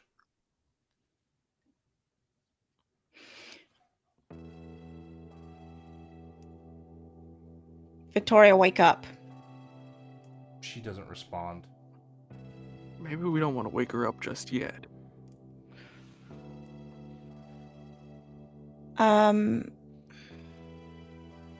Does she look harmed? Does she look hurt? She looks quite happy. She has a face that's almost kind of almost orgasmic on her face, like she is in the best time of her life.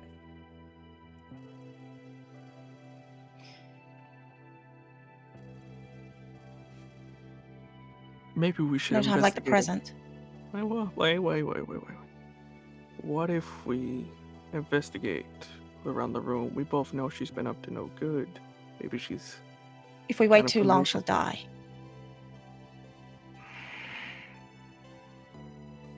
And what do you plan to do? Just take her to the Fey Realm and she'll be cured instantly?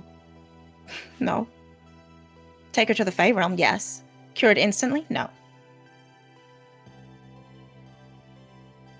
Fine. Grab She has the debts to head. pay. Grab the head, I'll grab the feet, and just carry her out. And where are you carrying her to? Girls' bathroom. To the Fey Realm? Oh boy. Can I have the guy? I don't have a string. I need strings. I need strings. That's what I need. You do have a good move that would help you out here, It would. but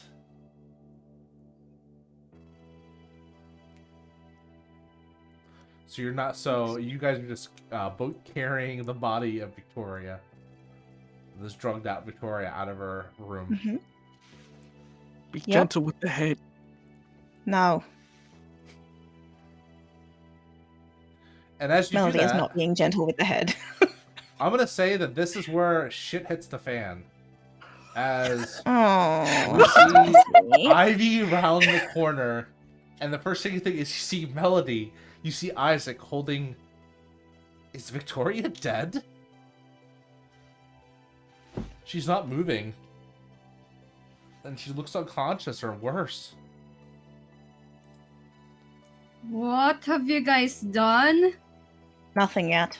We have not done anything. As Is much it- as I wish to claim I'm responsibility. gonna go to the dean. Oh my. Don't go to No, the dean. no, I no, am no. already trying to move away. This is. I mean, I knew there was a murder around. I didn't expect it to be the two of you. It's not the Isaac, two of us. She's not dead. Hey, I mean, Keep they your did tell voice you it was down. Isaac, and you just chose not to listen. Keep your voice down. This isn't what it looks like. All right? What? She's not. Why isn't she moving? And 'Cause Neal, what she's- does it look look at her. like as you enter in with Arden? You're muted. You're Notice, muted. Billy. Of course I was. It looks like they're all conspiring together with a dead body. And Ivy. Ooh, Ivy and dead bodies. Oh, it all fits together.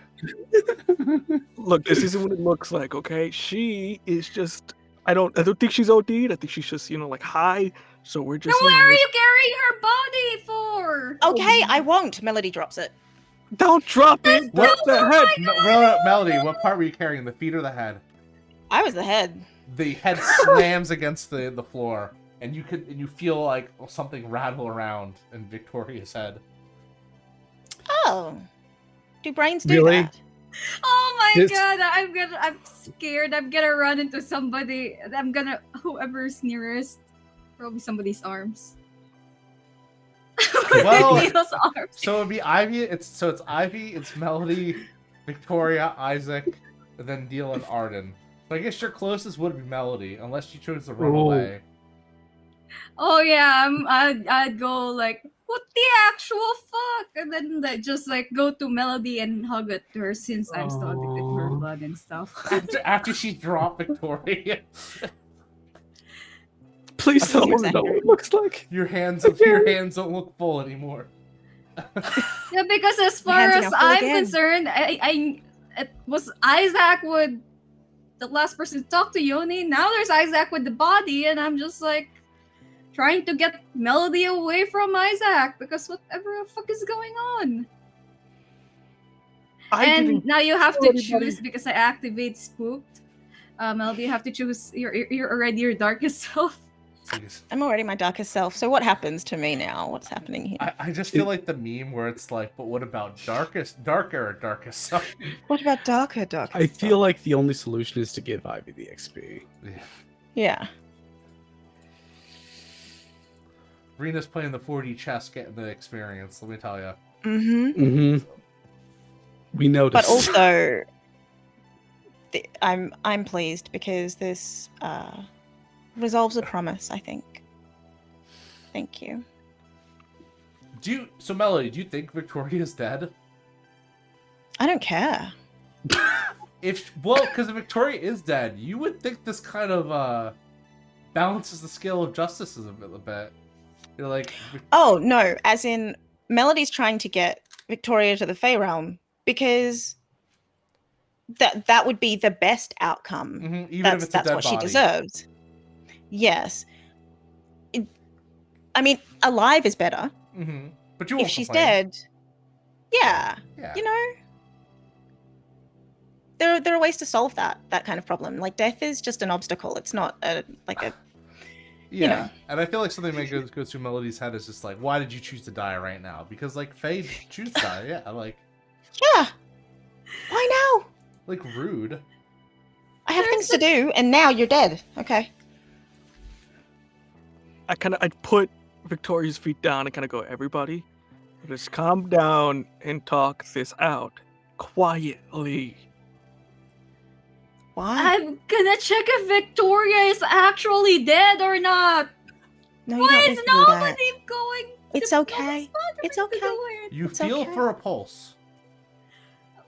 She's a vampire. She's That's a not really. vampire. Vampires doesn't even have a pulse. How do you know if vampires are alive or not?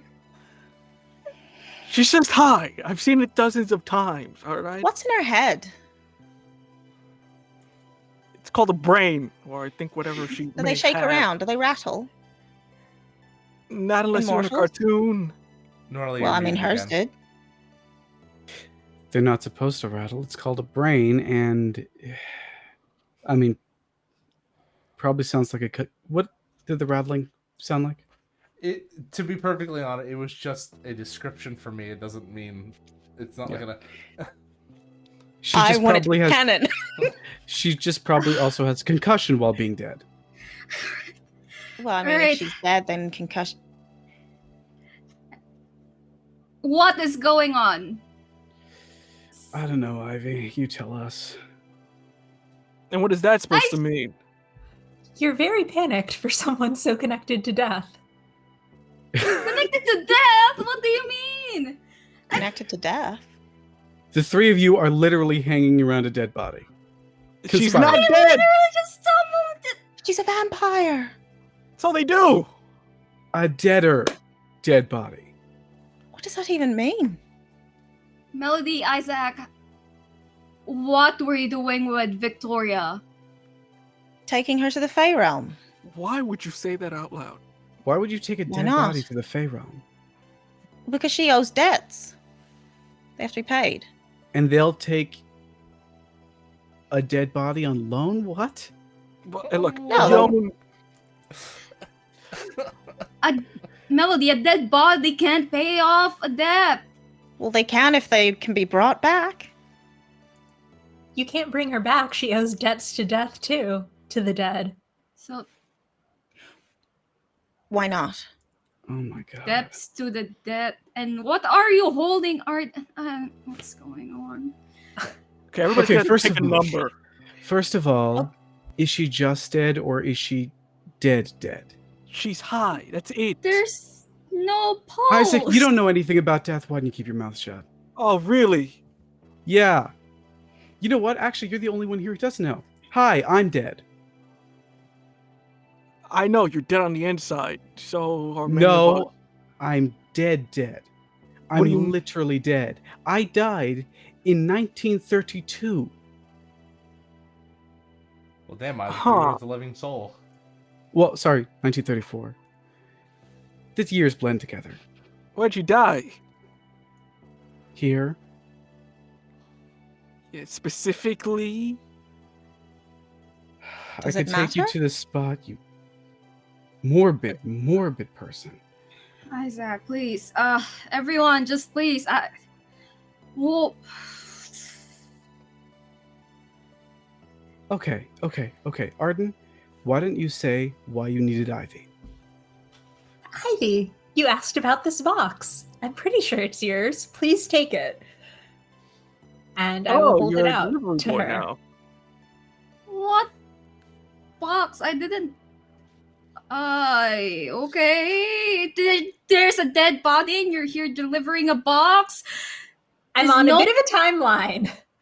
I Yeah, say and our- hold up my arm. And what do you mean, Neal, about me being connected with death as I take the box from Arden Arden? said that. I said nothing. I just said that you were standing around a dead body conspiring with 2 other individuals. Wait, did you say that you take the box? I take the box. Oh, thank God. As you hear in your head, Arden. Sorry for everyone that had to just listen to that. Like an alarm clock going off.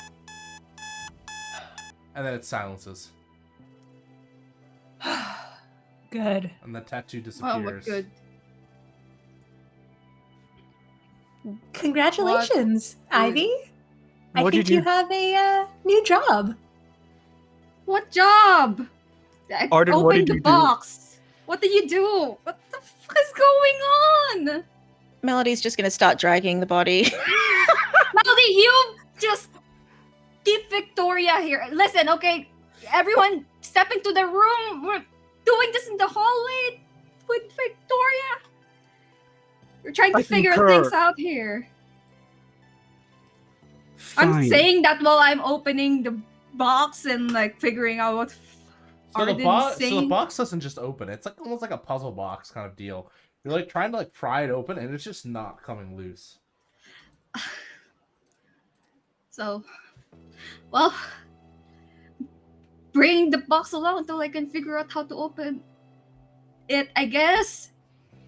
Everyone step into the room. This room, I pointed to a random room. It's your I'm not room, gonna get to Ivy. the Fey realm. We're going to My your room. My room. Melody, let's just one thing at a time, okay? Well, why not my thing? It's not always Because about you're- you.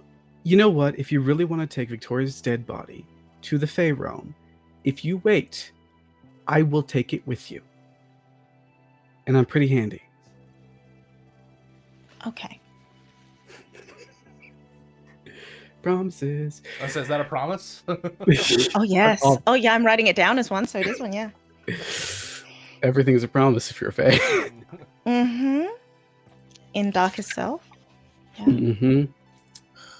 Okay. I will take the body. And I think this is the first time everyone's witnessed the fact that Neal is surprisingly stronger than he should be. He just like bodily lifts her up and walks over without breaking a sweat or showing any exertion. Because poltergeist can move things. What? Should have called you earlier. Okay. It's not like we didn't have it. No. Wow. And you're all into Ivy's room, right? Yep. Okay. All right. First of all, I've never seen Victoria without Nikki. Where's Nikki? There was a lot of skin. Skin. Skin. What do you mean by skin? Snake Shedding. skin. Skin? She shed? Yeah.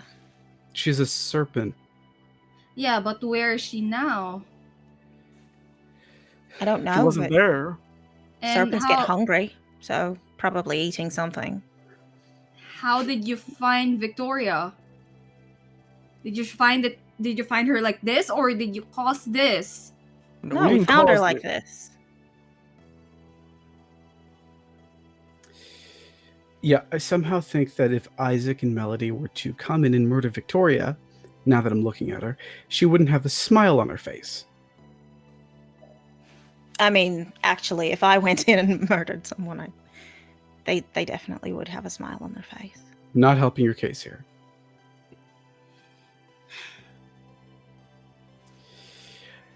Like, Okay, we've got the murderer on the loose somewhere, For she's and the jolly good fellow. For she's the jolly good fellow. For she's a jolly good fellow. I go to the door and close it, hold it shut. We were is Ivy. We want Ivy. Yes, it's Ivy. Yes, it's true. And then you hear Time Money go, we want Ivy. Yeah, it's true. Yeah. Jolly good fellow for she. That's not how the words go, dumbass. You Reese start yelling. I know how to fucking sing the song, Reese. You know, okay. Melody, grab so the good door. news, we did win the skirmish. Hold the door, please, Melody. you think you're stronger than I am. Hold the door, please. Thank you. I walk through it. What the heck? What? Oh, he is dead. Oh, In- you told me it was a ghost. Ivy Believe it. would like some privacy. Holy shit, you walk through the room. Time Money Yeah. says. Are you dead? You know the dead really hate being called that, right? I'm sorry. Are you deceased? That's a synonym for dead, Ty. No longer living? No, Bodily they're synonym. challenged? Sure, let's go with that one. Spiritually Yes. lost? Okay. I am dead. I haunt the school, and therefore I haunt you. Now, do you really want to fuck with me knowing that? Reese. And Reese kind of looks over. Come on, we want Ivy. We have a party. You're not said she was getting- coming. You are not getting Ivy. What are you, her keeper? Come on, Ivy. We have the No. parties waiting for you. I'm much Yells out. worse. I get a lash out physically. Uh-oh. Except Oh, not using my hands. See, this hallway is lit by these beautiful little glass sconces Oh, no. that are all going to Oh, no. shatter and lightly attack the people in the way, because they really do need to go. We have a dead body to move. Go ahead and roll cold for rolling to lash out. And as the lights begin to blink, you see Ty runs away. Aw. Poor Ty. He's seen it before. So, that is 12. Also, no. I'm betrayed right now. So, my victims must keep their cool and attempting to run attempt to run away. All of them. And I rolled a 12. Okay, so we're gonna say this is probably aimed more so at Reese, who's like the kind of forerunner of this. Reese is showered in glass as you make the lights explode around, as everyone but Reese kind of separates, and like some begin Mhm. tripping over, some begin screaming out. Like What the Timelines actual like, fuck's happening outside? and Reese looks you down, kind of stares you down, and like as the kind of like the shards are embedding into his cheek and to his shoulder, slowly causing them to drip down his shirt in like a kind of just tears of blood. And he is surprisingly very calm as he looks at you and goes,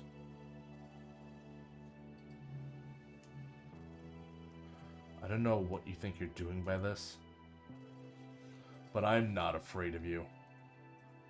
Ivy wants her privacy. Why can't you tell Ivy us needs her that? privacy. Because she wants her privacy, you monumental dickhead. I'm going to shut him down. Shut down.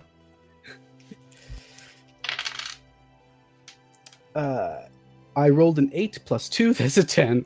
Jeez Louise. All right, choose one from below.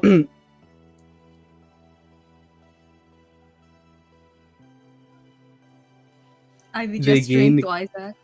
They gain a condition. What's the condition? Afraid. Reese stumbles back for a second, and like almost like his eyes go white as something is affecting him. And You see for a moment he mutters to himself with all the mind over matter going on with everything. He starts yelling, "It's not my fault. I didn't do it. I won't go back." Reese? And then stumbling back as you, and he tells you to stay away from me as he's like on the floor and he's going back a bit. Do you take a step forward? Reese? Yeah, I take a step forward. He raises the hand telling you to stop. Do you take a step forward? Do we hear this at all? Oh yeah, you hear all the glass shatter. I'd open the door the moment. Yeah. I look into his eyes and I start whispering something. Good. I'm just rolling a lot today, aren't I? Neal! Mhm. Casting a hex, a binding hex. Because I'm afraid of what he's going to do.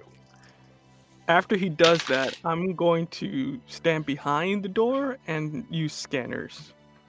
On Reese? Yes. Wait, the door is open, right? Yep. Oh my god, this is growing pains when I fail to protect my friends. Okay, What are you doing? All these moves The are hex- all at once. So I rolled an 8. So as I walk down, it looks like something slightly out of a horror movie. The lights are blown out. They're definitely flickering, but so is Neal, almost like he's there and not there. And when he flickers back and forth, he changes his shape from the bloodied, dead version of him to the one that most people know. It is horrific. Reese is bound, and I take another harm. That's the cost of the. I can choose. I'm gonna step forward and then put a hand on Neal's shoulder and say, "Stop, Neal. And- Please." As this is going on, Isaac, you just declared a very special move. Ivy also. Ivy, you declared growing pains, so you're going to mark experience. Isaac, roll your scanners, please. Yeah, I got a 4. Oh, Oh no. Oh, wait. not It's, experience. it's a 5. It doesn't matter. Yeah, it's still. Cool. When the... Oh, this is very fun. So, everything goes off at once. You're trying to hex Reese. And you see Reese bound up. But as Isaac begins to invade his mind, the hex, as it's affecting his mind, begins to transfer. And instead transfers to Isaac as Isaac seizes it up, and drops to the floor. You've got to be kidding me. And you see, as you take that one single step, that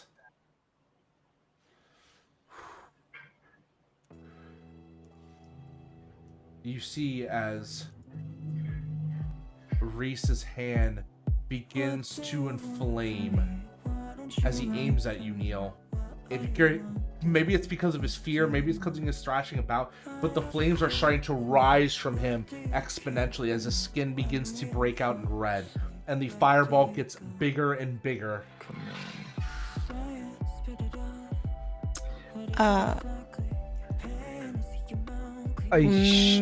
Go ahead. Melody's gonna step forward and say, "Hey, maybe we need to calm down." I have my hand on Neal's shoulder telling him to stop. So if that fireball is aimed at Neal... Yeah, I'm gonna step forward if I can in between my two people and the fireball. Yeah, I'm also stepping in front of them all and the fireball. Oh, good lord. I'm seizing up in the back. Yeah. Yeah, I drop it. There's no point in holding it. You know what, actually? My god! Isaac's found. I don't know about that. Fine, I drop it. I think, Reese, it's time to go. Neal, stop. The fireball leaves his hand and points for you. It's gonna hit everyone at this point. Arden, you do have a way to stop this. Can I roll gullet? Is Yes. that it? Yes! And when you need to get rid of fire, you just use... That is a 9.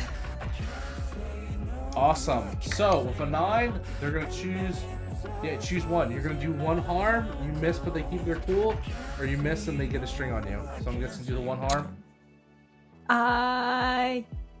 Yes. Okay. So as you do so, you see the water kind of break through the fire. This is something you've never seen Arden do before, by the way.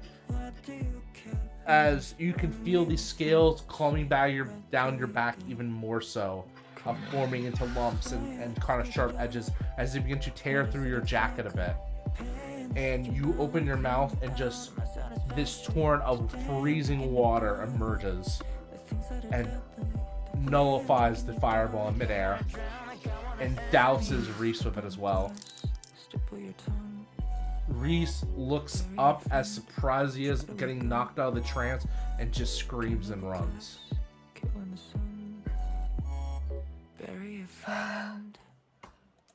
What was all of that about? What was Neal? that? They wouldn't go. I needed them to go, so they went. There is a thing called talking. You should try it sometimes. I Neal. tried talking. Did you? Talking this entire damn time. No one seems to want to listen. And again, people I care about keep getting hurt, and they... Melody hugs Neal.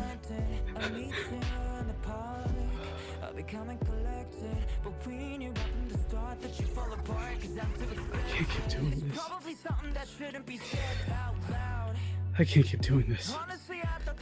So stop. You don't have to do it alone, Neal.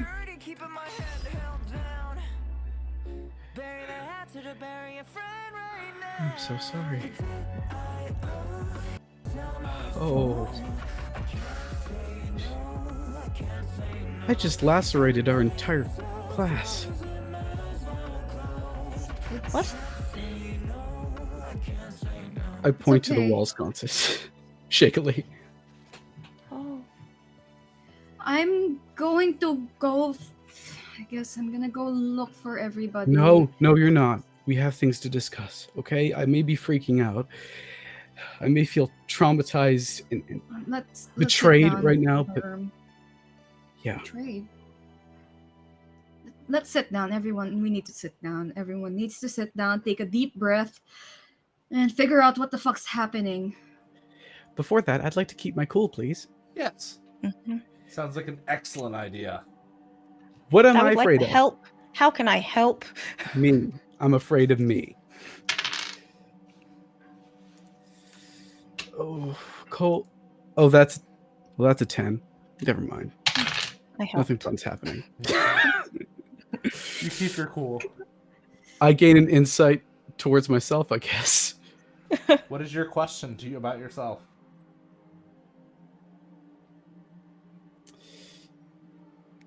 Is this school better off with me or without me? Ooh. As much as self-doubt you might put in yourself right now, you might believe it, probably wouldn't be as good. You've helped so many people. You've helped Ivy. Although you're now thinking maybe that was not a great idea. You've helped Samir, definitely. You've connected to others. You've tried to anyway. And maybe you have embroiled everyone into schemes, but you managed to calm the Nightmare Fae when they were here.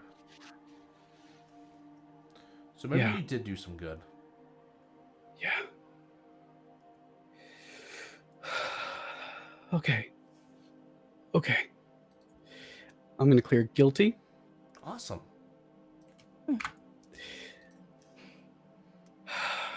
Alright. Everyone, take a deep breath. Wait. Maybe not you're- Victoria. We need to. Oh, I need to tell you something so you can take a deep breath too. what?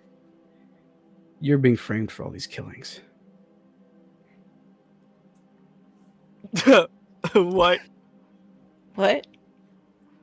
I talked to someone who revealed what happened. A bunch of kids, they set something loose underneath the school. There's a network of caves, an altar with glyphs. I don't feel comfortable around it. I don't feel in control around it, so I don't go there very often. But they went. Gray led them, and they broke something out. Whatever it was, it's still bound to this place, and so it is trying to find a way to freedom. And it's doing that by killing the people who enacted the spell in the first place. Yoni, Lucas, Those are. Nikki, and Victoria. Who else? Is that everyone? Real quick, so Neal, is your binding still up on Isaac? Is the binding of Isaac still ongoing? No, I dropped it. I said I dropped it. Okay, just wanted to make sure because that could have ended really well for Isaac. Isaac, are you still on the floor? Or are you rejoined with everyone? I've rejoined with everybody. I'm Okay. kind of just standing in the corner. All right, never mind. Oh, are you all? Oh, but you're all still in the room, or you're in the? Okay, you all gone back in the room. Yeah. Yeah. All right, We're so all of us in Victoria. what are you talking about? And Mercutio. Sorry, what? What Victoria? What do you mean, what, fuck's Victoria? sake. Damn it! Where's Victoria? This is why I say check if they're dead. I blame you for this. Isaac? They would have. Everybody stop blaming each other. Listen, we are being pulled into whatever this plot is, and I feel like everybody has something Wait, that there's they know more. about this. There's more? Yeah. Why is On the don't night have of the time for first this. killing, the Nightmare Fae contacted me. They wanted to take over the entire school, take you all with them. Ha. I somewhat negotiated my way down to I would find the killer and give the killer to them to take. And then they would Mhm. leave everyone in the school alone. Okay. Last but not least, the thing was released around a week or two ago. Who When- joined the school around that time? Yep. Neal, I don't know. Someone what you're new thinking. who would get close to people, hold up, who would form connections with them. A student. Who is the person that best fits that description? Well, Ivy. Yeah, this is what I'm saying. But it can't be Ivy. Why? It doesn't make sense. No offense. Ivy may have secret power that she doesn't understand, but she's also one of the most empathetic and kind people I have ever met in my life. Mm. Sorry for talking about you like you're not here. No, it's alright. So, I'm being used as a scapegoat. clearly. Someone who can keep an eye on me. Mm-hmm. Kaya. Yep. She's always got an eye on you. It's either Kaya or Ivy. She gave me the jacket. the The jacket jacket. that put you in the skirmish. Yeah. But it shouldn't have put you in the skirmish. It had nothing to do with that. Well, fun fact about Because I'm that. still wearing a jacket. Fun fact about that jacket. After I talked with Yoni's dad, apparently Hannah never gave the jacket to Kaya. Yeah. That jacket should have never made its way to you. She's like unconscious, I think, or something. So how would she be able to give you it? Never mind put you in the skirmish. We need to But find if she- Kaya. If she wants to scapegoat Ivy, why put her in the skirmish to die? Well, How did the skirmish go, Ivy? Unless How did it go? it was successful. Successful or very successful? Very successful. I killed a demon. You did what? Yeah. I you The things that Reese's dad was saying, it started to click the moment I heard everything Samir was saying. I don't realize I'm saying Samir. And it just started to make sense. Put Ivy in a situation where she's constantly forced to show off who she is because she doesn't understand it herself. She looks more and more suspicious, therefore more and more guilty. It wasn't the first time. That trip outside where Ivy was forced to get dolled up and put in uncomfortable circumstances, you think that was an accident? Who's responsible for that? Kaya. Every single time something weird has happened, Kaya comes off looking scot clean, but she's also the mastermind behind at least 2 different bad things we can name. Is Samir alive? Who said anything about Samir? You did. did. You did. Just now. Right, they're an oracle. Yeah, they told me they saw this, and So could they see the killer? no, something is Why- blocking their sight. Hold on. So everyone who's involved in this thing is dying. So we have to keep an eye on everybody else who's still alive. Who is still alive here? Mercutio? Nikki, Is Mercutio alive? I think I've he might- seen him. I've seen him at skirmish. He Hold up, survived hold- it? Nick, in the hallway. Did I see Mercutio? Fuck's sake. I didn't lacerate Mercutio. Where is he? I don't know. Fuck. Melody's gone. Melody doesn't know where Melody's going. Melody's gone. Wait. Before, do I have strings on you? Yes. Okay. Before you leave, I'm going to shout, no, stop. We have to think this through. And I would like to use my move Inescapable, Ooh, which great. is you may spend a string on someone to demand that they remain in your presence. If they still walk out on you, gain 2 strings on them. I would like to counter use a string on you Oh no. Oh no. to say, I have to find Mercutio. Come with me. So I am not leaving your presence. I just want you to come with me. Hey, dear God. Fuck. Wait. Fine. Wait, before you go, Arden. Where did you get this box? What's the box about? Congratulations! You wanted independence. You've got a job now. And I'm going to go after Melody. What does that even mean? Ivy, focus. We need Yeah, to find Kaya first. we can check her room. She was there during skirmish, like our celebration. I saw her cheering on with everybody else. I don't know where she went though. She wasn't in the hallway either. 2 people at the skirmish missing from the hallway to cheer you on. Am I the one who has to... Oh, clearly, Kaya and Mercutio are doing something likely together. Possible murder. Where all of these murders are all connected. Wait. So where could Kaya bring Mercutio where she can kill him? Oh, great. I'm going Can to I- gaze into the abyss. I was going to do it, but You know what? You do it. You do it. okay, alright. That is a 10 minus 1, that's a 9. Yes, they get to be confusing. I can spend it.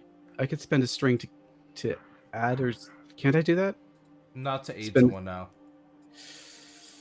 Ooh, but if they make a roll that uses a condition properly, I'm going to give the condition. I'm going to spend a string to give a condition to Ivy, and that condition is knowing. Mm. Okay. So you took advantage of that. +1 to your roll. Enjoy your 10. That's a 10. Now, I think with all this... Oh, this is such a good time to play the last little tidbit of a scene out. Oh, But no. first, I want to know, starting with Isaac and working our way around the overlay, what are the thoughts going on in your head? Confused. Generally. Yeah. Frantic. Gotta figure out everything's coming together, but I don't quite understand it yet. I should never have taken my eyes off Mercutio.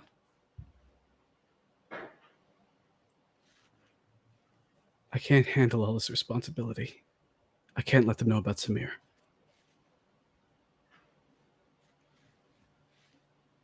I feel like we are on the edge of something big, and nobody is stepping up. So if nobody will, then I will. Several things happen as you gaze into the abyss, Ivy. Several terrifying things. What is your question? Where's Mercutio or where's Kaya? What's the question? Just so I know. Where's Kaya? I think no. You asked where you would take Mercutio. Oh, okay. Yeah, What? where would would you take Kaya Mercutio? take Mercutio?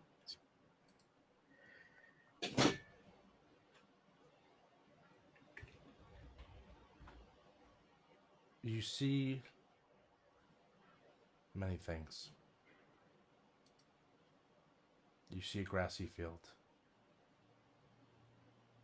You see just outside of town. Or just outside the academy. You see by the cave. And you see a stumbling Victoria.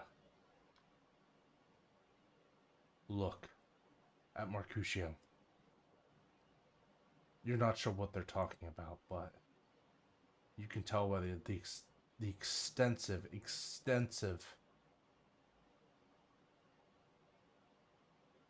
looks on their face that there is a fight going on. I won't do it. I said I wouldn't. I'll accept whatever happens to me. You fucking idiot. Don't you understand? I almost died today. Now, we don't take a good hunky-dory shot of that Fey blood every time that thing tries to get inside of us. Then we fucking die, alright? Now, my patience has been long contrasted for you. I have tried to play your games, alright? I've tried to let you, Mercutio, do the things you wanted to do. But you have stopped treating this girl like you're in love with her or something and realize about your own survival. If we don't get blood from her, we're all going to die. Then maybe we deserve to die. And you can, and you're seeing this, Ivy, almost like a third party. Like you're almost like you're viewing it through a TV screen. And you begin to, for the sake of everyone, you narrate it as you watch, almost uncontrollably. And your voice is monotone, it's speaking, and you say in such detail. Victoria looks and goes, do you ever understand what it's going to do to us? There's only 3 of us left. There's me, there's you, and there's Samir. What happened to Nikki? She's gone, alright? She's fucking gone. That's all it ever will be. That's all there ever is. Look, if you don't want... I don't have any left. And she throws the syringe down, and an empty case has multiple empty syringes go. That was the less that Yoni gave us. We don't have any more. I'm out of options. Did you still have yours? And you see Mercutio look at the last syringe, open up his own box, seeing the last syringe. I only have one last syringe left, though. And you really won't. It's just one girl. It could save all of us. It'll be enough for all 3 of us. Until we figure out what's going on. can't. Sorry. Thinking about it. I've been really holding onto it and trying to, but I know now. I know it in my heart. I didn't want to admit it before, but Victoria, I'm in love with her. And I can't hurt her like that. Not for my fuck up. And almost like in slow motion as you hear this beautiful moment play, Ivy, you see Victoria lunge forward, landing on top of Mercutio. And with a terrifying crunch, you see Victoria bite out the neck of Mercutio, tearing in a feral frenzy. And as blood begins to spill and rain over, you see Mercutio try to thrash about with his hands. But Victoria is too strong as you see her limbs begin to elongate and her claws begin to sink in. And that's all it ever is. And that's all there's left. As terror grips your vision and rips you away, and you hear the myrtle death cry of Mercutio, and you find yourself coming back to it. The final image in your head is Victoria holding the last vial of Fey blood, and the voice of her going, "Samir must have some more." And Melody, you can't help but notice Ivy has begun to cry. And that, as we kind of pan over the school, we see Reese huddling in the corner, and Ty looking at a book, glaring at Reese and then back, the title going, "How to Exorcise Ghosts." We scan over to Kaya, sitting in her room, drawing out several beautiful pictures of Yoni, Victoria, Mercutio, Samir, and Nikki, except a few of them have been X'd out. She looks up almost from a trance, and then the screen goes black. And so ends Chapter 7, Painted Black, of Gehenna Academy.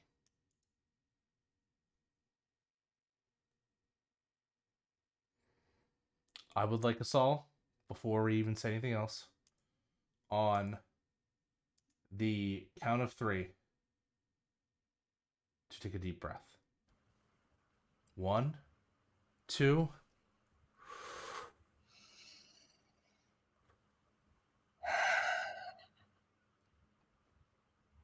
How's everyone feeling?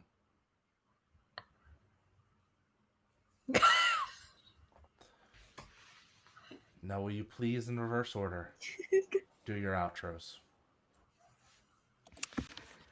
Hi everybody, I'm Chris Colón here, and I was playing Isaac the Queen. If you want to follow me, you can follow me on Twitter at VO_Colón, that's COLON. In terms of projects and stuff, I'm part of 2 podcasts right now. One is called Epsilon at Epsilon Podcast on Twitter, which is a whole sci-fi kind of renegade kind of podcast about a couple people trying to survive the apocalypse.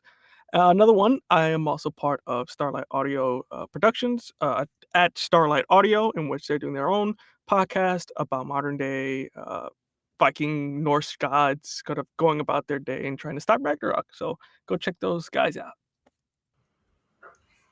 Hi, y'all. I'm Alyssa at A Disaster Queer on Twitter. I played Arden, and you can find me this upcoming Saturday. I'm joining the Utopia Brunchathon for Pride, playing Memoria. Oh, so 2 p.m. Eastern, I believe, playing Memoria, which is a lyric game about sort of memory and identity. And we're raising money for Black and Pink, which is an awesome abolitionist group that is providing support for currently and formerly incarcerated folks who are LGBTQ or living with AIDS. So if you can't check out the stream, then, maybe toss some money their way regardless. Amazing. I am Shauntelle B on Twitter at Shauntelle B. You can find me playing Unlawful Disorder, which is an open legend game at Lost Worlds Archive, and that will be at 8 p.m. Yes, time zones. 8 p.m. Eastern on Wednesday.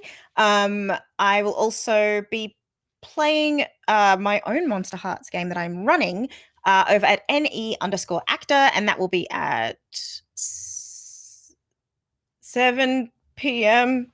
Eastern. Keep an eye on my Twitter because time zones are hard. And that will be on Saturday night. I'm one of the narrative designers for Omen's Rising, which is a narrative forward exploration tabletop game. And I'm generally a writer that you can find. I've been writing a load of stuff for Melody over at wordswithcolor.com, which is my website. Oh, today's session. Woof. Hello, my name is Noordin. My pronouns are he, him. You can find me online on the Twitter at werewolffeels, where you can also find the links to various other things I'm a part of. The big thing is tomorrow, I myself will also be on Utopia to celebrate the release of the Kickstarter of Tidebreaker and the success of Archon's Itch funding. We are playing a game of Tidebreaker set in Archon. It is a multiple stream game, 3 episodes. First episode releases tomorrow at 12 p.m. Eastern, which is really early for us, but we want to celebrate at the exact same time. It's going to be a blast. There's so many cool people involved. There's more on the way for me, things I literally cannot talk about for multiple reasons. So follow me on the Twitter or check out my website where you can find the list of everything I work on. Also, give a hand for all of these amazing people because, wow.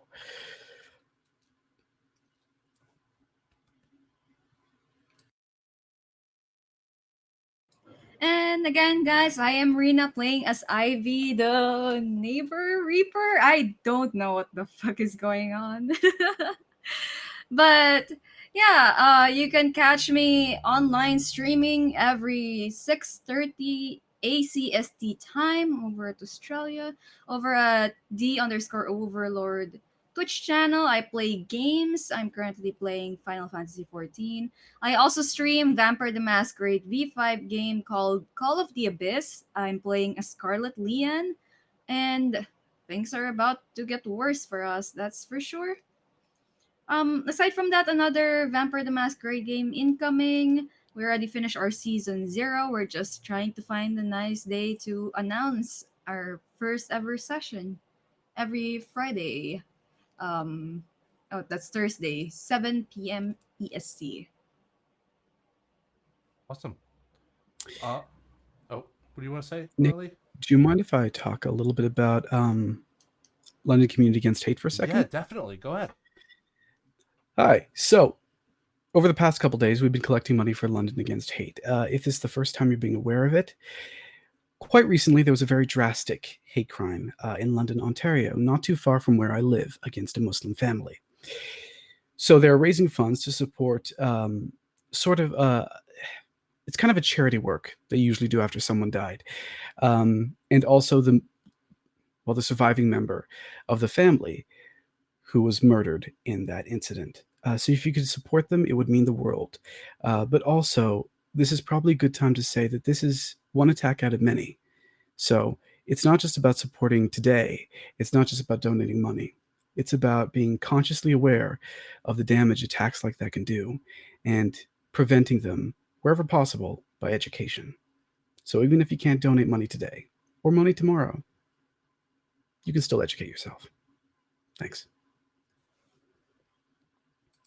That was beautiful. Thank you, Noordin Ali. But yeah, definitely donate. It's the good cause, and honestly, we could all need a little bit of community right now in our lives, especially coming out of the times that we've been coming out and going into even more treacherous waters in the next couple of months, looking like. But to everyone out there, I wanted to say, first and foremost, thank you so much for watching. I truly consider it a blessing that I get to run this show every week with the cast that we have, with the story we have. And at the end of the day, Monsterhearts is about the messy lives of monsters who happens to be teens, but it also is about exploring the real issues that plague us every day and how we deal with them through the therapy that is roleplay, which is, I think, is something that's beautiful, and it's why today I was talking about why this is probably my number one system of all time. But I was Nick Francia, I was your storyteller. If you'd like to see me anything upcoming, other than next Monday where I'll be back here, this Wednesday I will be participating in a special stream for the Trevor Project, another great charity. Where I'll be playing in a little more lighthearted stream, Shrek 2.5, where we will be running a City of Mist games based on the Shrek series. It's going to be a lot of fun comedy. There's going to be a lot of incentives to donate. Please check that on Caring Comfort. We also have on Gehenna, we have V5 Dark Ages doing Season 2, Episode 2. They just had their premiere of Season 2 last week. It was great, and you should definitely check it out. Has some of my favorite people in the world and this community on there, and I love them all to death. Other than that, progress has been making place on Weird People, Weird Places. We, the tabletop industry kind of got ourselves a victory this week with the death of a pretty well-known website that I'm not going to mention on stream to give it validity, but you all know what I mean, or if you go look it up. And other than that, I do have stuff in the works that hopefully you will all be able to see soon. But in the meantime, I have a homework assignment for everyone watching. Just after watching tonight, tell someone who you love that you love them and remind them that. And, because sometimes we need to hear that in our life. And just cherish the people you love and let them know that. Other than that, that was Gehenna Academy Chapter 7. We hope to see you next week for Chapter 8. We have 3 more episodes left. And they're not going to get any less intense as they have. This is what I like to call the beginning of the end. And it'll be a fucking hell of a ride. See you guys soon.